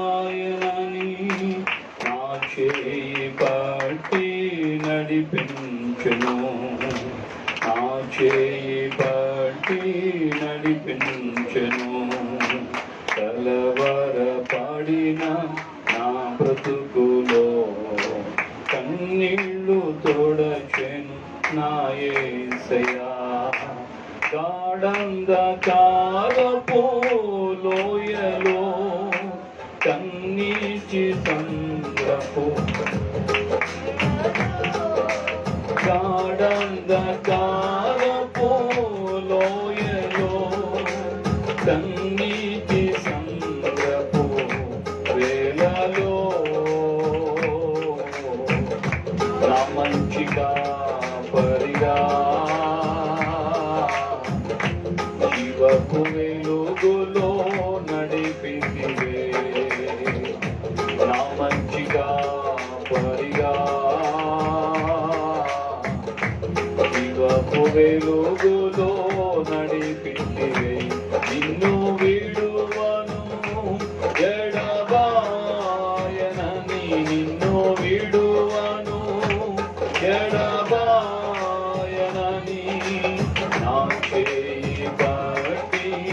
నడిపించెను నా చేయి పట్టి నడిపించెను కలవరపడిన నా బ్రతుకులో కన్నీళ్ళు తోడచెను నా యేసయ్యా కలవరపడిన నా బ్రతుకులో కన్నీళ్ళు తోడచెను నా యేసయ్యా నేనెన్నడూ ఎరుగని వాక్యములో ఆశ్చర్యకరముగా కృపతో నడిపితివే నేనెన్నడూ ఎరుగని మార్గములో ఆశ్చర్యకరముగా కృపతో నడిపితివే అనుదిన వాత్సల్యమే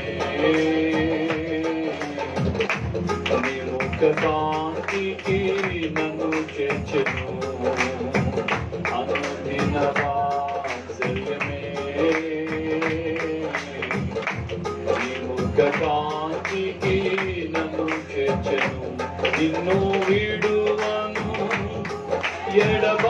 ఎడబాయనని నిన్ను విడువను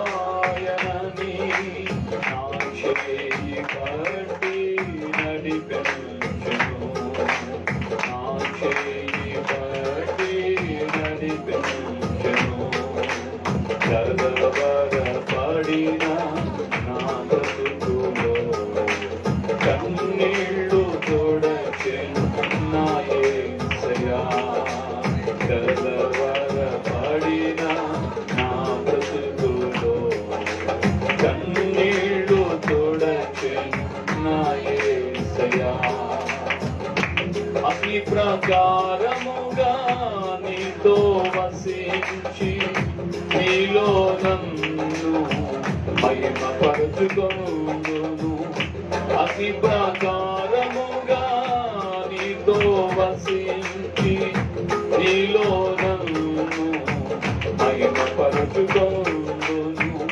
మనోహరుడా యేసయ్యా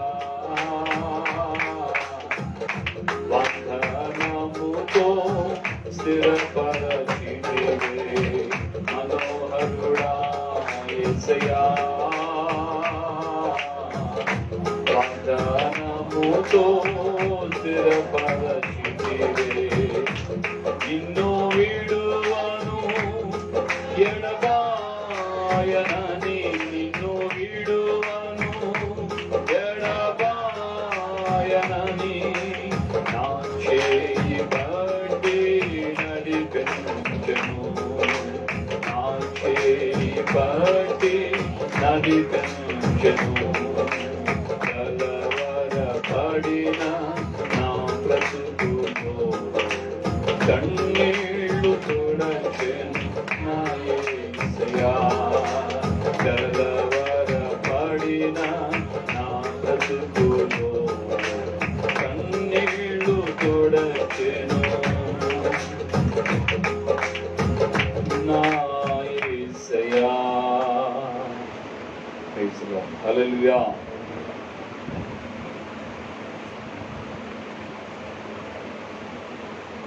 దేవునికి మహిమ కలుగును గాక మీ అందరికీ ప్రభుపడ్డాను చేస్తున్నాం నేను మరి ఈ మధ్యాహ్న వేళలో ఈ విధంగా మనం కలుస్తూ ఉంటామని ఊహించింది గతంలో వారి నాన్నగారు ప్రభు వైపుకి వెళ్ళినప్పుడు ఈ ప్రాంతంలో ప్రాంతం బయట జరిగింది అప్పుడు ప్రాంతంలో పాల్గొన్నాం మరి ఈ కొద్ది కాలంలోని తమ్ముడు జ్ఞాపకులు ఈ విధంగా ఆయనకు వచ్చిన ఆదరణ గురిగా ఈ ప్రాంతంలో ఏర్పాటు చేయబడతాయి ఈ విధంగా మనం కలుస్తాము అనేది ఎవరు ఊహించారు ఎవరు కూడా ఆ విధంగా ఆలోచన రాదు కానీ దేవుని యొక్క ప్రణాళిక ఆయన ఇచ్చతం ఆయన యొక్క నడిపింపు సమస్త భూమికి ఆయన రాజు ఉన్నాడు అని దేవుని యొక్క లేఖనం చదివచ్చు సమయంలో మనం ఒక చిన్న వాక్యాన్ని ధ్యానించుకున్నాం ఎబ్రీ పత్రికలో మనందరికీ తెలిసినటువంటి లేఖన భాగమే ఎబ్రీ పత్రిక 11వ అధ్యాయంలో 5వ వచనాన్ని మనం చదువుకున్నాం. విశ్వాసమును బట్టి హానోకు మరణము చూడక ఉండునట్లు ఆయన కొనుకోబడ్డాడు. ఆ హానోకు అన్న ఆ దేవుని చనుడు, దైవచనుడు కొనుకోబడక మునుపు దేవునికి ఇష్టడై ఉండేనని సాక్ష్యము. దేవునికి ఇష్టడు అని ఒక సాక్ష్యం హానోకు పొందాడు. ఎప్పుడంటే కొనుకోబడక మునిపే. చాలా మంది ఎలా చెప్పుకుంటారంటే వెళ్ళిపోయిన తర్వాత వాళ్ళకి వచ్చి గొప్పలు చెప్పుకునే వాళ్ళు ఉంటారు. బతుకున్నప్పుడు తిట్టుకుంటుంటారు. వాడు బతుకు, వీళ్ళు బతుకు, వాడు బతుకు, దాని బతుకు, దీని బతుకు అంటూ రకరకాలుగా దుమ్మెత్తులు పోసుకుంటుంటారు. ఇప్పుడు ఎగ్జాక్ట్లీ మన రాష్ట్రాలు, మన ఇండియాలో జరుగుతున్న రాజకీయ తంత్రాలు ఒకరినొకరు తిట్టుకుంటుంటారు. ఈ సడన్గా ఎవడైనా ఏదైనా వెళ్ళిపోయాడు అనుకోండి, చాలా మంచి రాజకీయవేత్త, రాజకీయ నాయకుడు అని ఆ తర్వాత చెప్తుంటారు. కానీ ఇక్కడ మనం చదివినటువంటి మాటల్లో హానోకు దేవునితో నడిచిన తర్వాత దేవుడు ఆయన్ని తీసుకొని వెళ్ళాడు. ఆయన తీసుకొని కొనుకోబడక మునుపు దేవునికి ఇష్టడని సాక్ష్యం పొందాడు అని మనం చూస్తున్నాం. ప్రియమైనటువంటి దేవుని బిడ్డలారా, దేవుని యొక్క సన్నిధిలో ఆ రోజున హానోకును మనం చూడలేదు, కానీ ఆయన గురించి మనం చదువుతున్నాం. ఈ రోజున మనం మన యొక్క సహోదరుడు, తమ్ముడు ఈ యొక్క మాథ్యూ విషయంలో మనం చూస్తున్నాం. దేవునికి ఇష్టడు అన్నటువంటి సాక్ష్యం పొందడం అంటే దేవుని పేరట కొనసాగించబడుతున్న దేవుని సంఘములో నుండి వచ్చిన సాక్ష్యం. దేవునికి మహిమ కలుగును గాక. ఆమేన్, హల్లెలూయా. మనం గమనిస్తున్నాం, ఆది దినాల్లో దోర్కా అన్నటువంటి ఒక సహోదరు ఉంది కదా, ఆమె యొప్పే పట్టణంలో నివసిస్తుంది. ఆ యొప్పేలో ఉన్నటువంటి ఆవిడ తను బ్రతికి ఉండగానే తను చేసిన క్రియలు బట్టి ఆమె చనిపోయిన తర్వాత కూడా ఆమెను కొనియాడారు, ఆమెను ఘనపరిచారు. సేమ్ టైం మనం గమనిస్తున్నాం, ఆమె బ్రతికి ఉన్న కాలంలో ఆమె చేసిన కార్యములు ఆమెను తిరిగి బ్రతికింపచేశారు. దేవునికి మహిమ కలుగును గాక. హల్లెలూయా. సో ఇది మన యొక్క నిరీక్షణ. మృతులలో నుండి తిరిగి మనం పునరుత్థానం అవుతామని ప్రభు అయిన యేసుక్రీస్తు యొక్క చరిత్ర ద్వారా, ఆయన జీవితం ద్వారా మనందరికీ తెలిసినటువంటి లేఖన భాగాలు మనం విశ్వసించినటువంటి దాన్ని బట్టి, విశ్వసించి నడిపించబడుతున్నటువంటి దాని ద్వారా మనం కూడా మృతుల్లోండి తిరిగి లేస్తాము అనే దానికి నిదర్శనం మన యేసయ్య మృతుల్లోండి తిరిగి లేచాడు. అలాగే మనము సైతం మృతుల్లోండి తిరిగి లేస్తాం. ఎప్పుడంటే మనం బ్రతికి ఉండగా మనం పొందినటువంటి జీవితం, మన జీవితం ద్వారా చేసినటువంటి క్రియలు, ఆ క్రియలే మనల్ని మృతుల్లోండి తిరిగి లేపడానికి ఆధారం అవుతున్నాయి. దావీదునటువంటి పేతురుకి వర్తమానం పంపి ఆ యొక్క దోర్కా అనే యొక్క సహోదరి విషయంలో ఆయన రాగానే వారందరూ కూడా కలిసి ఆమె ద్వారా ఎవరెవరైతే మేలులు పొందారో వాళ్ళందరూ వచ్చి దావీదు పేతురుకి చెప్తున్నారు, అయ్యా ఈమె బ్రతుకున్నటువంటి సమయంలో మమ్మల్ని ఈ విధంగా ఆదరించు, ఈ విధంగా మాకు ఈ విధంగా సహాయం చేసింది, మాకు తోడై ఉంది. ఈ విధంగా మమ్మల్ని ప్రతి స్త్రీ కూడా వచ్చి ఆమె ద్వారా ఎవరెవరు మేలు పొందారు వారు అందరూ వచ్చి ఆమెను గురించి సాక్ష్యం చెప్పారు. ఆమె యొక్క క్రియలే ఆమెను మృతుల్లో ఉండి తిరిగి లేచేటట్లుగా కారణమైంది. దేవుని బిడ్డలారా, తమ్ముడు మాథ్యూ అని చాలా మంది అనుకుంటున్నారు. దాని యొక్క అర్థం ఏంటంటే, మాథ్యూ అన్న ఒక పేరుకి అర్థం ఏంటంటే యెహోవా యొక్క బహుమానము, the gift of Jehovah, gift of God, దేవుని యొక్క బహుమానము మాథ్యూ అన్న పేరుకి అర్థం. సో ఆయన నిజంగా దేవుని యొక్క కృప చేత రక్షించబడినటువంటి నాటి నుండి ఆ కుటుంబం అన్ని జనుల నుంచి ప్రభు యొద్దకు వచ్చారు. ఆ కుటుంబం రక్షించబడిన నాటి నుండి దేవుని యొక్క సన్నిధిలో నిజంగా వారు ఆ విధమైనటువంటి దేవుని యొక్క కృప చేతనే దేవుని యొక్క బహుమానముగా ఆ తమ్ముడు నడిపించబడ్డాడు. నాకు కూడా తమ్ముడు 2003 నుంచి పరిచయం. నేను హుస్సేన్ మినిస్టర్ సేవ చేస్తున్నటువంటి వేళలో దావీదు లేసన్ గారు 2003 ఆగస్టులో నన్ను పెరింగపురం ట్రాన్స్ఫర్ చేశాను. పెరింగపురంకు నేను వచ్చిన తర్వాత ఆ పెరింగపురంలో నాతో 1-2 నెలల పాటు నేను అక్కడ ఉన్నాను. అప్పుడు వీళ్ళందరూ ఈ ఎఫ్సి వీళ్ళందరూ చాలా చిన్న పిల్లలు, 5 సంవత్సరాలు 6 సంవత్సరాల వయసు అప్పుడు వాళ్ళకి. ఈ తమ్ముడు ఒక్కడు మాత్రం యవనొస్తుడు, ఇతనికి ఆటో ఉండేది మాథ్యూ. ఏ రాత్రి అయినా ఏ పగలైనా తమ్ముడు ఆటోతో మేము వెళ్ళి సువార్త ప్రకటించి చాలా చోట్ల, చాలా ప్రాంతాలు, చాలా గ్రామాల్లో సువార్తకు తమ్ముడు ఫోన్ చేసినప్పుడల్లా ఎంతో బాధంతో, ఆ రోజుల్లో కష్టంగా ఉండేది. ఆ రోజుల్లో చాలా ఇబ్బందులు, ఛార్జీలు కూడా ఆ రోజుల్లో 5 రూపాయలు, 3 రూపాయలు, 4 రూపాయలే ఉండేవి కదా. ఈ పేరేచాల నుంచి పెరిగిపురం వరకు అయితే 10 రూపాయల లోపల కూడా ఉండవు, అంత కూడా లేదు అప్పట్లో. ఆ కొద్ది ఛార్జీలతో రోజంతా తిప్పాలి, ప్లస్ సాయంకాలం అయ్యేటప్పటికి సేవకు రావాలి. సేవతో మేము ఆ రోజుల్లో మాకు వచ్చిన కానుకలు కూడా అంతంత మాత్రమే ఇచ్చేవాళ్ళు, కూడా విశ్వాసులు ఉండేవాళ్ళు కాదు. వాళ్ళు మాకు ఇచ్చిన కానుకలు ఆటోకి ఛార్జీకి తక్కువగా పాపం మా తమ్ముడికి ఇచ్చిన సందర్భాలు ఉన్నాయి. ఆ పరిస్థితుల్లో కూడా విసుగు చెందక ఒక ఆటో డ్రైవర్ కాకుండా ఒక సంఘ భారమును భరించే నమ్మకమైన స్టెఫను వలె ఆయన సేవ పరిచయం చేశారు. దేవునికి మహిమ కలుగును గాక. హల్లెలూయా. యేసు ప్రభుతో 3.5 సంవత్సరాల సేవ పరిచయంలో తిరిగినటువంటి అపోస్తులుగా పిలువబడినటువంటి సంఘానికి పునాదులుగా ఏర్పరచబడినటువంటి సేవకులకి కూడా లేని గొప్ప ధన్యత స్టెఫనుకి ఎలా దొరికిందో అలాగే ఈ దైవజనుడు మాథ్యూ కూడా దేవుడు అట్టి కృపనిచ్చాడు. దేవునికి స్తోత్రం. హల్లెలూయా. నా ప్రియమైన దేవుని బిడ్డలారా, నేను చాలా బాధపడ్డాను మాథ్యూ విషయం వినగానే. నేను అసలు అప్సెట్ అయిపోయాను. నాకు నా హృదయంలోనే ఏర్పడినటువంటి ప్రశ్న, ప్రభు ఎందుకు ఇలా జరిగింది, ఎందుకు ఇలా చేసావు ప్రభు? ఈ సేవకుడు కదా, అలాగా నువ్వు తప్పించడం నీ వశం కదా, మరణం నుండి తప్పించడం యెహోవా వశం అని ఉంది కదా, మరి నీకు ఏ అపాయం రాదు అని మీరు వాగ్దానం చేశారు కదా, ఇలా ఎందుకు జరిగింది?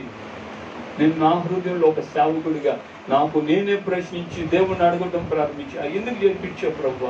అసలు తప్పించవచ్చు కదా, కాపాడొచ్చు కదా, ఎంత భయంకరమైనటువంటి పరిస్థితులైనా సరే వెంట్రుకవాసులు నువ్వు తప్పించగలవు కదా, మరి ఎందుకు ఇలాగ జరిగింది ప్రభు? దేవుని యొక్క ఆత్మ నాకు స్పష్టత ఇచ్చాడు. స్టెఫను ఏ వయస్సులో చనిపోయాడు, స్టెఫను ఏ విధంగా చనిపోయాడు, స్టెఫను రాళ్ళతో కొట్టి చంపేశారు. ఎందుకు? స్టెఫను సువార్త ధైర్యంగా ప్రకటించాడు. స్టెఫను దేవుని యొక్క రాజ్య మర్మాన్ని, ఆ యొక్క దృఢితనం కలిగి ఉన్నటువంటి ఆ పరిశీలు ఎదుట, శాస్త్రులు ఎదుట ఆయన బోధించాడు. ఆయన కృపతో నింపబడినటువంటి వ్యక్తి, జ్ఞానంతో నింపబడిన వ్యక్తి, దేవుని ఆత్మతో నడిపించబడుతున్నటువంటి వ్యక్తి. ఆ స్టెఫను యొక్క జీవితం ఆ విధంగా ముగించబడాలని దేవుని యొక్క సంకల్పం కనుకనే దేవుడు స్టెఫను విషయంలో ఆయన అనుమతించాడు. పేతురు చనిపోయాడు, ఎవరు చనిపోలేదని రాయబడలేదు కదా, కానీ వాళ్ళు ఇంకా బ్రతికి లేరు. పేతురు కానీ పౌలు కానీ ఎవరు బ్రతికి లేరు, కానీ చనిపోయారు. వారి మరణం మాత్రం బైబిల్లో రాయబడలేదు. పేతురు ఎలా చనిపోయాడు చరిత్రలో చూస్తూ చరిత్ర చెప్తుంది, చరిత్రకారులు చెప్తున్నారు పేతురు తలకిందులుగా సిలువైపడి చంపబడ్డాడని. పౌలు ఎలా చనిపోయాడు బైబిల్లో రాయబడలేదు. నేను వెళ్ళిపోయే కాలం సమీపించింది అని అంటాడు కానీ పౌలు గారు ఆయన ఎలా మృతి చెందాడో రాయబడలేదు. కానీ ఇక్కడ మనం గమనిస్తే స్టెఫను యొక్క మరణం క్లియర్ గా రాబడింది.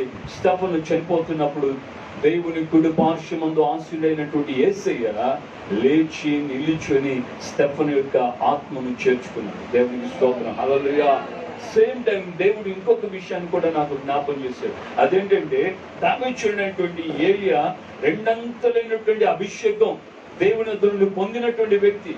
అంతగా అభిషేకం అంటే ఆయన బ్రతికున్నటువంటి సమయంలో ఆయన జీవించి మీకు మరణాపేక్ష లేనటువంటి వేళలో ఆయన చేసిన పరిచర్య కంటే నేను చచ్చిపోతాను అన్న తర్వాతనే ఆయన చేసిన పరిచర్య రెట్టింపుగా ఘనమైనదిగా మనం చూస్తాం.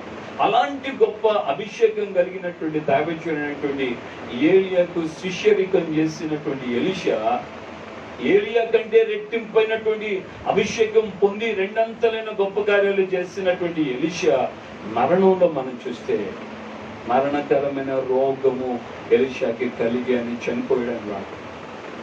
ఒకసారి ఆలోచించాను, ఒక్కొక్కరిని ఏ విధంగా దేవుడు తీసుకోవాలనేది ఆయన సంకల్పంలో ఉంది. నేను ఎలా మరణించాలో నాకు తెలియదు, నా భార్య ఎలా మరణిస్తుందో ఆమెకి తెలీదు, నాకు తెలియదు, నా ఇంటి వారికి ఎవరికి తెలియదు, లేక నా సంఘస్థులకి ఎవరికి తెలియదు నా మరణం ఎలా ఉంటుందో. కానీ దేవునికి తెలుసు. దైవజనుడు అయినటువంటి యోహాను విషయంలో కూడా మనం గమనిస్తే అక్కడ శిష్యుల మధ్యలో ఏర్పడినటువంటి ఆలోచన యోహాను సువార్త చివరి అధ్యాయంలో 21వ అధ్యాయంలో మనం గమనిస్తే ఇతడు చావోడు అన్నటువంటి ఆలోచన, ఆ తలంపు, ఆ పేరు వచ్చింది, కానీ ప్రభు అలాగా చావుడని చెప్పలేదు అని రాబడి. ఇతని యొక్క మరణ విషయం, అతను ఎలా వెళ్తాడో, అతని ముగింపు ఎలా ఉంటుందో అది నీకెందుకు అని దేవుడు పేతురుని అడిగాడే తప్ప, యేసయ్య పేతురుతో అన్నాడే తప్ప యోహాను చనిపోడు అన్నటువంటి ఆ మాట మాత్రం యేసు ప్రభు చెప్పలేదు. అంటే ఒక్కొక్కరి యొక్క జీవితంలో ఒక్కొక్కరి యొక్క మరణం ఏ విధంగా నడిపించబడుతుందో అది దేవుని చేతిలో ఉంది. అందుకని దావీదు అయినటువంటి పౌలు అంటాడు, నా బ్రతుకు మూలముగానైనా సరే, నా చావు మూలముగానైనా సరే యేసయ్య ఏమవ్వాలి? ఘనపరచబడి దేవునికి మహిమ కలుగును గాక. హల్లెలూయా. నా ప్రియమైన దేవుని బిడ్డలారా, చాలా మంది చాలా విధాలుగా మాట్లాడవచ్చు వాళ్ళ గురించి, మాథ్యూ గురించి కూడా ఎన్నో విధాలుగా చెప్పొచ్చు. కానీ ఒకటి మాత్రం గుర్తు పెట్టుకోవాల్సిన విషయం ఏంటంటే, దేవుడు తన సేవకుడైనటువంటి సమూయేలును ఆయన ఎవరి ముందు పరిచారకుడిగా తయారు చేయించాడు తెలుసా? తన కుటుంబాన్ని సరిదిద్దుకోలేని వ్యక్తి ముందు. కుటుంబం సరిదిద్దబడ, కుమారులు తండ్రిని బట్టి కుమారులు సేవకులయ్యారు, కానీ ఆ యొక్క చెడిపోయినటువంటి దేవుని ద్వారా భయంకరమైనటువంటి పరిస్థితి, సాక్ష్యం, దేవుని ఉగ్రత వారి మీదకి వచ్చినటువంటి ఆ కుటుంబం ఎదుట సమూయేలు దేవునికి పరిచర్య చేశాడు. దేవునికి మహిమ కలుగును గాక. ఎవరికి చేశాడు పరిచర్య? దేవుడికి చేశాడు. ఎవరి ముందు? కుటుంబాన్ని చక్కదిద్దలేని సేవకుడు ముందు, కుటుంబంలో సరైనటువంటి క్రమం నేర్పలేని ఏలి ముందు సమూయేలు సేవ చేశాడు. ఏలి చాలా పెద్ద వయసు కలిగిన వ్యక్తి, ఏలి చాలా సంవత్సరాల సేవకుడే, కానీ కుమారులేమో భయానకమైన సాక్షి, కుమారులేమో భయంకరమైనటువంటి పరిస్థితి. అలాంటి వారి ఎదుటనే సమూయేలు సేవ చేస్తాడు. ఎలా సేవ చేస్తాడంటే తన ఆఖరి శ్వాస వరకు ఒక మంచి సాక్ష్యం. అది నిలబడి ఆ దైవజనుడు సమూయేలు అంటాడు, ఇదిగో నేను బాల్యము నుండి మీ ఎదుట ఉన్నాను. ఎప్పటి నుంచి సేవలో ఉన్నాడు? పాలు విడిచిన తర్వాత నుండి, పాలు తాగటం మానేసిన తర్వాతే తల్లి తీసుకొచ్చి సేవలో అప్పగించింది. నాట నుండి ఆయన తల నెరిసే వృద్ధుడై ఆయన తన యొక్క పరిచయను అప్పగించేటువంటి వేళ వరకు కూడా ఆయన అందరిని ఎదుట అడుగుతున్నాడు, మీ ఎదుట నేనున్నాను, నేను అన్యాయంగా ద్రోహం చేసినట్లుగా, అపవిత్రమైన కార్యాలు చేసినట్లుగా, లేకపోతే నా ద్వారా ఏ విధమైనటువంటి మీరు మీ ఎదురు నుండి నేను ఏ విధమైన లంచం తీసుకున్నట్లు కానీ ఏదైనా ఉంటే మీలో ఎవరైనా నాకు వచ్చి చెప్పండి, చూపించండి అంటూ ఆయన ఒక విశ్వాసపు జీవితాన్ని ధైర్యంగా ఒప్పుకోలుతో ఆయన సేవ చేశారు. ప్రియమైనటువంటి దేవుని బిడ్డలారా, ఈ రోజున మనం గమనించాం, మన యొక్క సహోదరుడు యెహోవా బహుమానమైనటువంటి తమ్ముడు మాథ్యూ దేవుని సన్నిధికి వెళ్ళిపోయాడు. మనము ఆయన యొక్క మరణాన్ని దేవుని సన్నిధిలో పోషించడానికి మన దగ్గర ఏమీ లేదు. మనమందరం కూడా వెళ్ళిపోవాలి. కానీ వెళ్ళిపోయేదానికి ముందుగా మనం గుర్తించాలి మన పితరులు వెళ్ళినటువంటి మార్గం. వారు వెళుతూ మనకు ఒక అనేక విషయాలు నేర్పించారు. మేము వెళ్ళిపోక మునిపే సాక్ష్యం కలిగి ఉన్నాం. ఎక్కడ సాక్ష్యం? ముందు కుటుంబంలో సాక్ష్యం. ఈ భార్య దగ్గర భర్తతో, భర్త దగ్గర భార్యకు సాక్ష్యం ఉండాలి. పిల్లలకి తల్లిదండ్రులకి పిల్లల దగ్గర సాక్ష్యం ఉండాలి. అలాగే సంఘములో అయితే సేవకుని ఎదుట, విశ్వాసి ఎదుట సేవకునికి సాక్ష్యం ఉండాలి. ఇలాగ మనం సేవలో మన యొక్క ఇరుగు పొరుగు వారితో, దేవుని ప్రజల మధ్యలో మనం సాక్ష్యం కలిగి ఉన్నప్పుడే దేవుని ద్వారా మనం సాక్ష్యం పొందిన వాళ్ళమని దేవుడు మనకు ఒక ముద్ర వేస్తాడు. సంఘములో వచ్చినటువంటి సాక్ష్యం, సేవకుల ద్వారా వచ్చినటువంటి సాక్ష్యం, ఇరుగు పొరుగు వారి ద్వారా వచ్చిన సాక్ష్యం, ఇలా సాక్ష్యం కలిగినటువంటి జీవితం ద్వారానే ఇతడు తను బ్రతికున్నంత కాలం ఇలాగా సేవ చేశాడు. ప్రతిది కూడా గ్రంథస్థమైంది. దేవునికి స్తోత్రం చెప్తాం గట్టిగా, హల్లెలూయా. ప్రతి దాని గురించి గ్రంథములు విప్పబడతాయని రాయబడింది కదా. ప్రతి దాని గురించి గ్రంథములు అన్ని కూడా, జ్ఞాపకార్థ గ్రంథం కూడా విప్పబడుతుంది. అప్పుడు మనం ఏం చేసామో, మన జీవితం ఎలా ఉందో, మనం ముగింపు క్షణం వరకు మనం ఎలా బ్రతికామో మన జీవితంలో, నా ప్రియమైన దేవుని బిడ్డలారా, మనకు దేవుడు ఖచ్చితంగా ఆ విధమైనటువంటి బహుమానాన్ని ఆయన సిద్ధపరుస్తాం. చివరిగా నేను మాట చెప్పి ముగిస్తున్నాను. విస్తారంగా మాట్లాడే సమయం లేదు, పరిస్థితులను బట్టి ఒక విషయాన్ని జ్ఞాపకం చేస్తున్నాను. దావీదుడైనటువంటి రాజైన హిజ్కియా జీవితం. హిజ్కియా కూడా దేవుని సన్నిధిలో అలాగే ప్రార్థన చేసి, కృపతో నన్ను జ్ఞాపకం చేసుకో, కృపతో నన్ను జ్ఞాపకం చేసుకో. ప్రతి ఆత్మ కూడా ఈ రోజున సజీవులుగా ఉన్న, ఒకవేళ మనం విడిచి ఈ శరీరాన్ని విడిచి పరలోకానికి వెళ్ళిపోయే పరిస్థితి ఏర్పడిన, మనం దేవుని దగ్గర చెప్పగలిగినటువంటి ఆ మనస్సాక్షి రావాలి. ప్రభా, నేను ఎలాగా సత్యమును అనుసరించి ఎదుట యథార్థవంతుడిగా నేను ఎట్లు ప్రవర్తించుతునో కృపతో జ్ఞాపకం చేసుకో. ఆ మాట వచ్చిన ఆ క్షణమే, మరుక్షణమే ఏ నోట నుండి అయితే నువ్వు చావబోతున్నావో అని చెప్పాడో అదే నోట నుండి దేవుడు పలికిస్తున్నాడు. యెషయా, నువ్వు వెళ్ళి తిరిగి నా యొక్క సేవకుడైనటువంటి రాజుని హిజ్కియాతో ఇలా చెప్పు, నువ్వు చావవు. ఆమేన్, హల్లెలూయా. ప్రియమైనటువంటి దేవుని బిడ్డలారా, శారీరకంగా ఒకవేళ మనం ఇక్కడ చనిపోవచ్చేమో, కానీ మనం చేసిన క్రియలు, మనం యథార్థంగా ప్రవర్తించిన ప్రవర్తన మనల్ని దేవుని యొక్క రాజ్యములో యుగ యుగాలు బ్రతికేటట్లుగా ఆ కార్యాలు చేస్తాయి. ఆమేన్, ఆమేన్, హల్లెలూయా. అందువల్ల మన విశ్వాసంతో మనం ధైర్యంగా కొనసాగించబడదాం. తమ్ముడి యొక్క మరణం శారీరకంగా కృంగదీసిన, వాస్తవంగా బాధగా, వేదనగా మేము కూడా చాలా బాధపడ్డాం. పరిస్థితులు అనుకూలించలేని పరిస్థితి. లేకుంటే నేను శ్రీమన్ పాస్టర్తో చెప్పాను, నేను కూడా మీరు వెళ్తున్నప్పుడు చెప్పండి, నేను కూడా వస్తాను విశాఖ అని. కానీ ఆ రాత్రి వాళ్ళు వెళ్ళిపోవటం, నాకు మళ్ళీ మెసేజ్ లేదు, అందువల్ల నేను అక్కడికి చేరలేని పరిస్థితి ఏర్పడింది.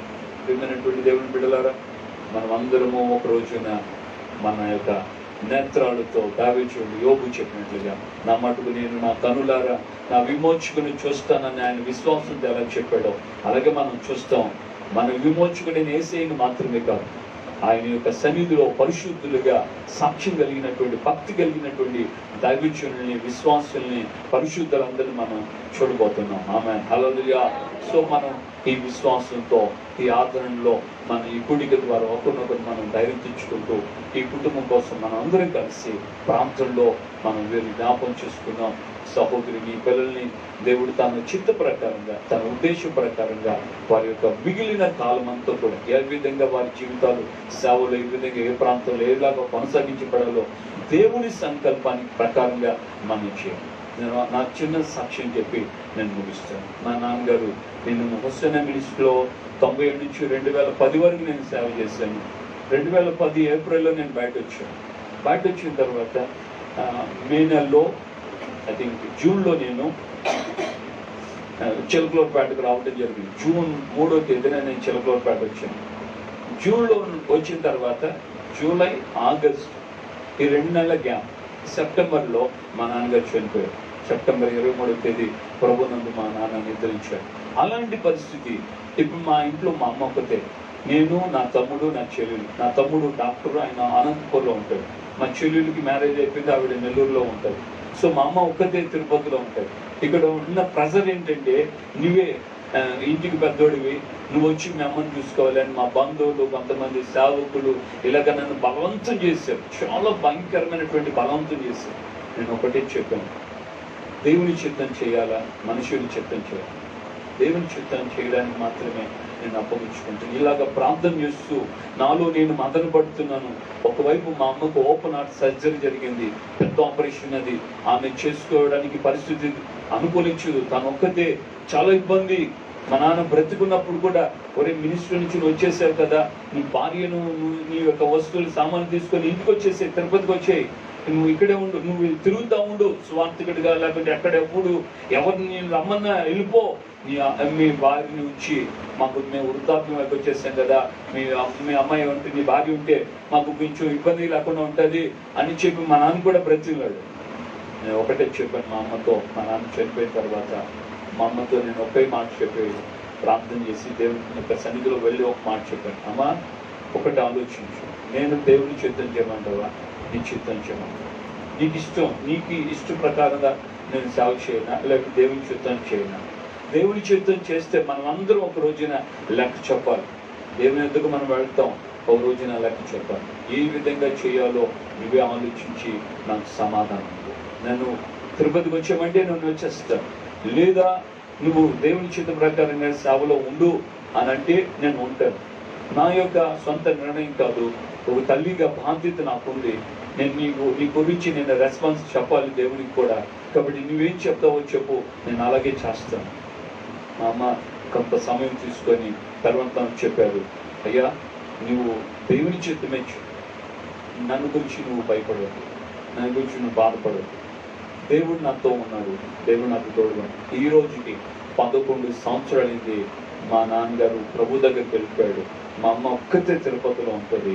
తను రాత్రైనా పగలైనా ఆల్రెడీ ఉండే ఓపెన్ హార్ట్ సర్జరీ, గుండె ఆపరేషన్, వాళ్ళన్నీ తీసి సెట్ చేసింది.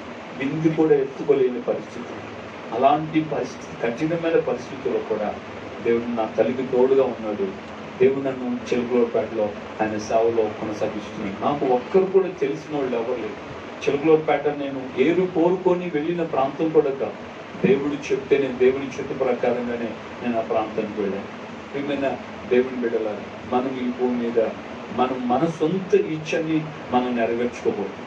మనం మన సొంత ఆలోచన ప్రకారంగా మనం వెళ్ళకూడదు. దావీదునటువంటి పౌలుకి చాలాసార్లు దేవుని ఆత్మ ద్వారా ఎంతో మంది ప్రవచన రీతిగా చెప్పారు. ఈ నడికట్టగలిగిన మనిషిని యెరూషలేముకి వెళ్తే యెరూషలేములో వాళ్ళు బంధించేస్తారు, అన్యజనులకు అప్పగిస్తారు. కానీ ఆయన తెగించి వెళ్ళాడు. తెగించి ఆయన అంటాడు, ఇదెందుకు మీరు ఇంతగా ఏడ్చి నా గుండెను మీరు ఎలా బద్దలు చేస్తారు? నేను యేసుక్రీస్తు కొరకు యెరూషలేములో బంధించబడటానికి మాత్రమే కాదు, నేను చావడానికైనా సిద్ధంగా ఉన్నానని ఆయన మరణాన్ని కోరుకొని ఎదురు వెళ్ళి ఆయన ఆ విధంగా తన జీవితాన్ని ముగించుకున్నాడు. వాస్తవంగా పౌలు యొక్క జీవితం ఆయన వెళ్ళిందే తప్ప మరణం విషయంలో వేరే విధంగా దేవుడు ఆయన ఆ విధంగా నడిపించాలని ఉద్దేశించారు. దేవుని యొక్క సువార్త ప్రకటించాలని, ఇజ్రాయిలుకి అన్యులకి రోములో ఇలా ప్రకటించబడాలన్న వాంఛతో సువార్త పనిలో మరణానికైనా సరే ఎదురు వెళ్ళడానికి సిద్ధపడ్డాడు. ప్రవచనంగా దేవుని ఆత్మ చెప్పాడు, నువ్వు వెళితే ఇట్లాగా మరణం నీకు ఉంది అని. అయినా కూడా ఆయన మరణానికి భయపడ్డాడు. సో ఇక్కడ మనం గమనించాల్సిన మాట ఏంటంటే, ఈ యొక్క చెల్లి మాథ్యూ సాధ్యమని పిల్లలు దేవుని చిత్తం కనుగొని, దేవుని ఉద్దేశం, దేవుని ప్రణాళికను కనుగొని మనం వెళ్ళి సేవ చేయాలి. ఎక్కడ సేవ చేయాలి, ఏ విధంగా సేవ చేయాలి అని మనుషుల కోసమో ఇంకొకరి కోసమో ఇంకొక విషయం కోసమో కాకూడదు. నేను ఒక సేవకుడిగా నా సలహా నేను రిక్వెస్ట్ చేసి చెప్తున్నాను, మనం ఏం చేసినా దేవుడు దానికి ఆమోద ముద్ర వేయండి. దేవుడు దాన్ని ముద్రించారు. ఎస్, ఈయన నా ప్రియ కుమారుడు, ఈయనందు నేను ఆనందిస్తున్నాను. రూపాంతరపు కొండ మీదకి వెళ్ళిన యేసేయుతో అక్కడ ఆయన విషయమై తోటి సేవకులు పరిచారంలో ఉన్నటువంటి పేతురు, యాకోబు, యోహానుతో దేవుడు చెప్పాడు, ఈయన నా ప్రియ కుమారుడు, ఈయనందు నేను ఆనందించుచున్నాను. మరి మనం చేసే సేవ, మనం చేసేటువంటి పరిచర్య ఏదైనా సరే మనము దేవుని చేత అది ముద్రించబడేటట్లుగా, దేవుడు దాన్ని అంగీకారము తెలిపేటట్లుగా ఉండాలి తప్ప మన మీద సెంటిమెంట్తో వెళ్ళకూడదు, సెంటిమెంట్తో ఆలోచించుకోవాలి. రకరకాలైన మానవ బుద్ధితో మనం ప్రయత్నం చేస్తే ఉపయోగం ఉండదు. నేను ఒక దేవుని సేవకుడిగా నేను చెప్తున్నాను, నన్ను చాలా మంది రమ్మని పిలిచిన పెద్ద పెద్ద సేవకులు ఉన్నారు. దావీదులో మన సికింద్రాబాద్ డేవిడ్ రాజు గారు, నేను మినిస్టర్ నుంచి హోస్టనాల నుంచి నేను బయట వచ్చినప్పుడు ఆయన నన్ను పిలిచాడు, కొడుగా నా దగ్గరకు వచ్చి శంషాబాద్ పరిచయం నీకు ఇస్తాను, నీ జీవితకాలం నువ్వు చేసుకోను. అలాగే కృపాంతానం గారు నన్ను పిలిచారు, అలాగే ఆనంద్ జయకుమార్ గారు పిలిచారు. ఇలాగా ఈ మినిస్ట్రీలో ఉన్న సేవకులు పెద్దలు నన్ను పిలిచారు. అదే సమయంలో నేను చేసి వచ్చిన ప్రాంతాల్లో, కొన్ని ప్రాంతాల్లో కర్ణాటకలో కూడా నన్ను పిలిచారు. డబ్బులు ఇచ్చి, స్థలం ఇచ్చి, మందిరం కట్టిస్తాం, మీరు వచ్చి సేవ చేస్తే చాలని నన్ను చాలా మంది పిలిచారు. కానీ నేను ఎందుకు మాట చెప్తానంటే, దేవుని చిత్తం చేయండి. నా మనసు కోరుకున్నట్లుగాను, నా యొక్క హృదయం కోరుకున్నట్లుగాను, నాకు నచ్చి మెచ్చినటువంటి ప్రాంతమో పరిస్థితులని నేను వెళితే, ఒకవేళ దేవుడు దానికి ముద్ర వేయకపోతే దాని పరిస్థితి, అయ్యా నీ పేరెంట్ నేను అద్భుతాలు చేశాను, స్వస్థతలు చేశాను, అది చేశాను, చచ్చిపోయిన వాళ్ళు లేకపోయినా అది చేసి ఇది చేశాను అంటే, ఆయన చివరికి ఒక్క మాట సింపుల్ గా, అక్రమం చేయవాళ్ళారా మీరెవరో నేను అడిగిన ఇద్దరు వెళ్ళిపోయినంటే మన పరిస్థితి. కనుక దేవుని సేవకుడిగా ప్రాధాయపడి చెప్తున్నాను. ఇప్పుడు నాతోటి చాలా మంది దావీదులు కూడా ఉన్నారు కనుక ఒక దేవుని కృపను బట్టి సేవకుడిగా నేను చెప్తున్న మాట ఏంటంటే, సేవ అనేది మనది కాదు. ఇవి దేవుని ద్వారా నాకు అనుగ్రహించబడిన పరిచర్యని గుర్తుపట్టాలి. సెకండ్, ఆయన చెప్పిన చోట మనం వెళ్ళి నిలబడితే అక్కడ దేవుడు మనల్ని ఫలింపజేస్తాడు. మన ఇష్టం వచ్చినట్లుగా మన బంధువులను, రక్త సంబంధికులను, మన కులమను, గోత్రమను, ఇక్కడ నాకు నచ్చి మెచ్చిన వాళ్ళు ఉన్నారను, నేనంటే అభిమానించే వాళ్ళు ఎంతో మంది ఉన్నారని ఈ విధమైన పరిస్థితులు చూసుకొని వెళ్తే ఉపయోగం. కనుక మనం దేవుని సన్నిధిలో ఒక్కటి గుర్తు పెట్టుకున్నాం. మనకు తెలిసిన లేఖన భాగమే, అతను వెళ్ళిపోకమునకు దేవునికి ఇష్టడని సాక్ష్యం ఉంటాడు. మరి రోజున మనం ఎప్పుడు వెళ్తామో మనకు తెలియదు. ఎప్పుడు ఎవరిని ఏ విధంగా ఈ యొక్క లోకములో నుండి దేవుడు తీసుకుంటాడో తెలియదు. కనుక మనం వెళ్ళిపోకమునిపే దేవుని సన్నిధిలో ఆయన ఇష్టడని మనకు సాక్ష్యం ఉండాలి. మన మనస్సాక్షితో కూడా ఆ సాక్ష్యాన్ని మనం కలిగి ఉండాలి. దేవుడు మనకు తన కృపను ఆ విధంగా కనపరిచి నడిపించును కాక ప్రార్థన చేసుకున్నాం. సాధ్యమైతే మోకరించండి. ప్రార్థనలో మనం అందరూ ఏకీభవిద్దాం. దేవునికి అప్పగించుకున్నాం. ప్రభా, మీ చిత్తం ప్రకారంగా మేము నడిపించబడుతూ ఉత్సాహం వచ్చింది. మీ చిత్త ప్రకారంగా మేము కొనసాగడానికి కృప దయచేయండి తండ్రి. మీ సన్నిధిలో మమ్మల్ని మేము అప్పగించుకుంటాం. మా సొంత నిర్ణయాలు కావు ప్రభా, మా సొంత ఆలోచనలు కావు. అతడు కొనిపోబడక మునుపు దేవునికి ఇష్టడని సాక్ష్యం. అవును తండ్రి, మేము ఎప్పుడు ఈ లోకాల నుంచి విడిచిపెట్టి మీ వద్దకు చేరబోతున్నామో మాకు తెలియదు. ఎప్పుడు మీరు మమ్మల్ని తీసుకొని వెళ్ళబోతున్నారో మాకు తెలియదు. కనుకనైనా మేము ఈ లోకాన్ని విడిచిపెట్టక మునిపే మీకు ఇష్టమని అయ్యా మేము సాక్ష్యం పొందాలి.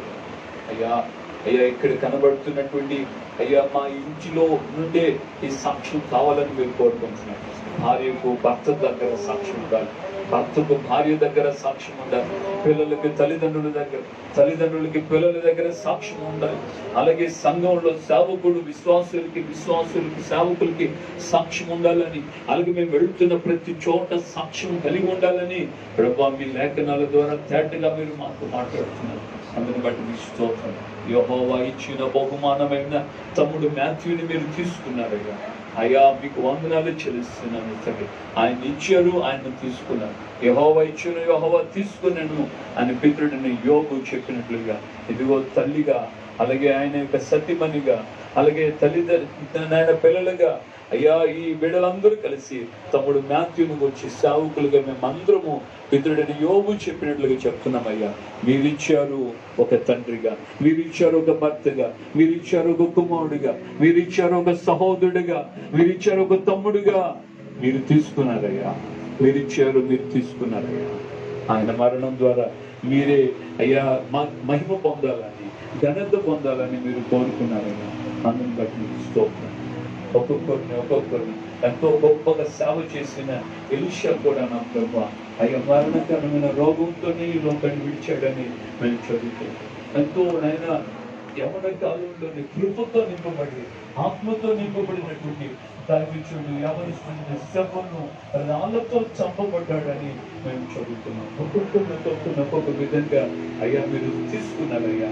మీ యొక్క నాయన చిత్తం అలా ఉంది కనుక మేము పోషించడానికి వెళ్ళి బాధ, వేదన, దుఃఖం కలిగి ఉన్నప్పటికీ మీరు మాత్రమే ఓదార్చగలరయ్యా. మీరు మాత్రమే ఆదరించగలరు.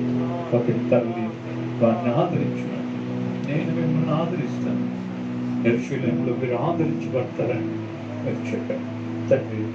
మేము నేల మట్టిలో తీయబడిన వాళ్ళమయ్యా. అయ్యా మేము మా హృదయం బలహీనమైన హృదయం, వేదనతో కృంగిపోతున్న హృదయం ఆయన అయ్యా శ్రమ నొందిపోయినటువంటి పరిస్థితి, శ్రమ నొందినంత నజ్జముని వేళలా యెహోవా చాలి చేసుకున్నాడని రాబడి ఈ బిడ్డలు మీరు ఆదరించుగా, ఈ బిడ్డలకి మీరు నిరంతరం తోడుగా ఉందిగా. మీ కృప, మీ సన్నిధి మీ బిడ్డను ఆమరించుగా.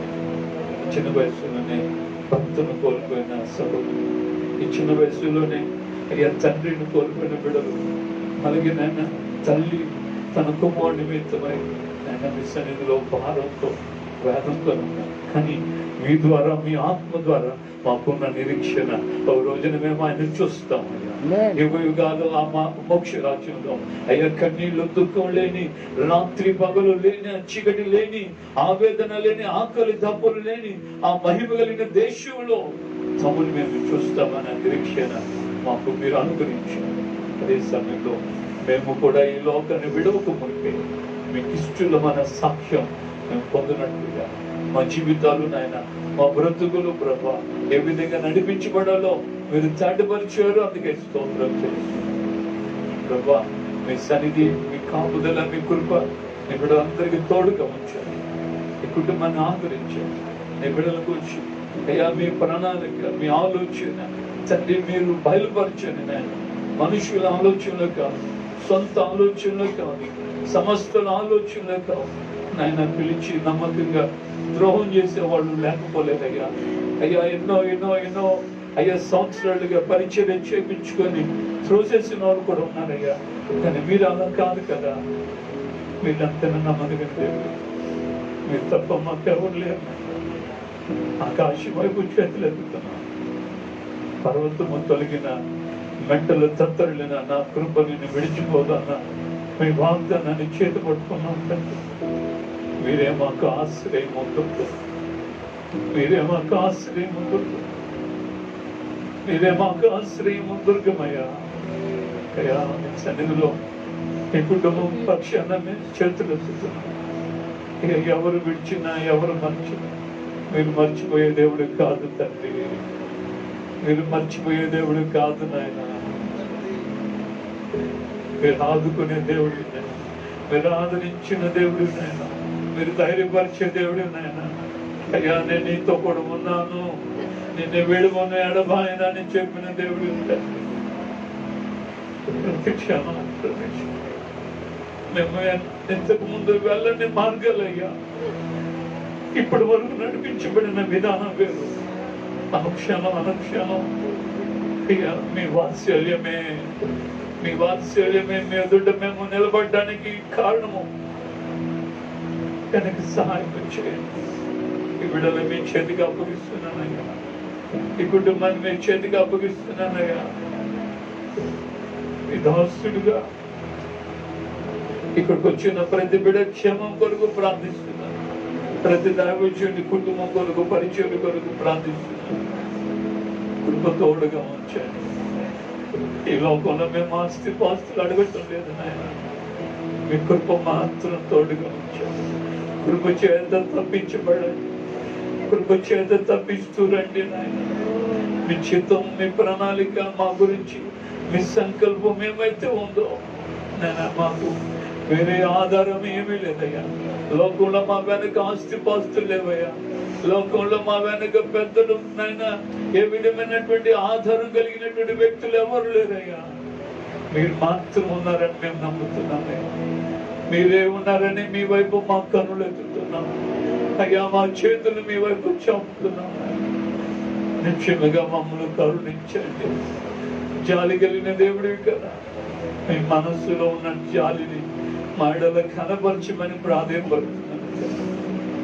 కృప చూపించండి, కృప చూపించండి తండ్రి, కృప చూపించండి, కృప చూపించండి తండ్రి, సహాయపరచండి అయ్యా. మీ సన్నిధిలో నాయన మీ ఆత్మ ద్వారానే మేము ధైర్యం తెచ్చుకోవడానికి, మీ సన్నిధి ద్వారా మేము ధైర్యం తెచ్చుకోవడానికి, మీ వాక్యము ద్వారా మేము ధైర్యం తెచ్చుకోవడానికి, మీ కృప ద్వారా మేము బలవంతులు అవ్వడానికి మీరు సహాయం చేయమని ప్రార్థన చేస్తున్నాం. కృప చూపించి కార్యాలించి ఘనత, మహిమ, ప్రభావాలు మీరు మాత్రమే పొందమని. ఇప్పటికేనైనా ఎంతో మంది దైవజనులు ఈ లోకాన్ని విడిచి మీ సన్నిధికి చేరున్నారు.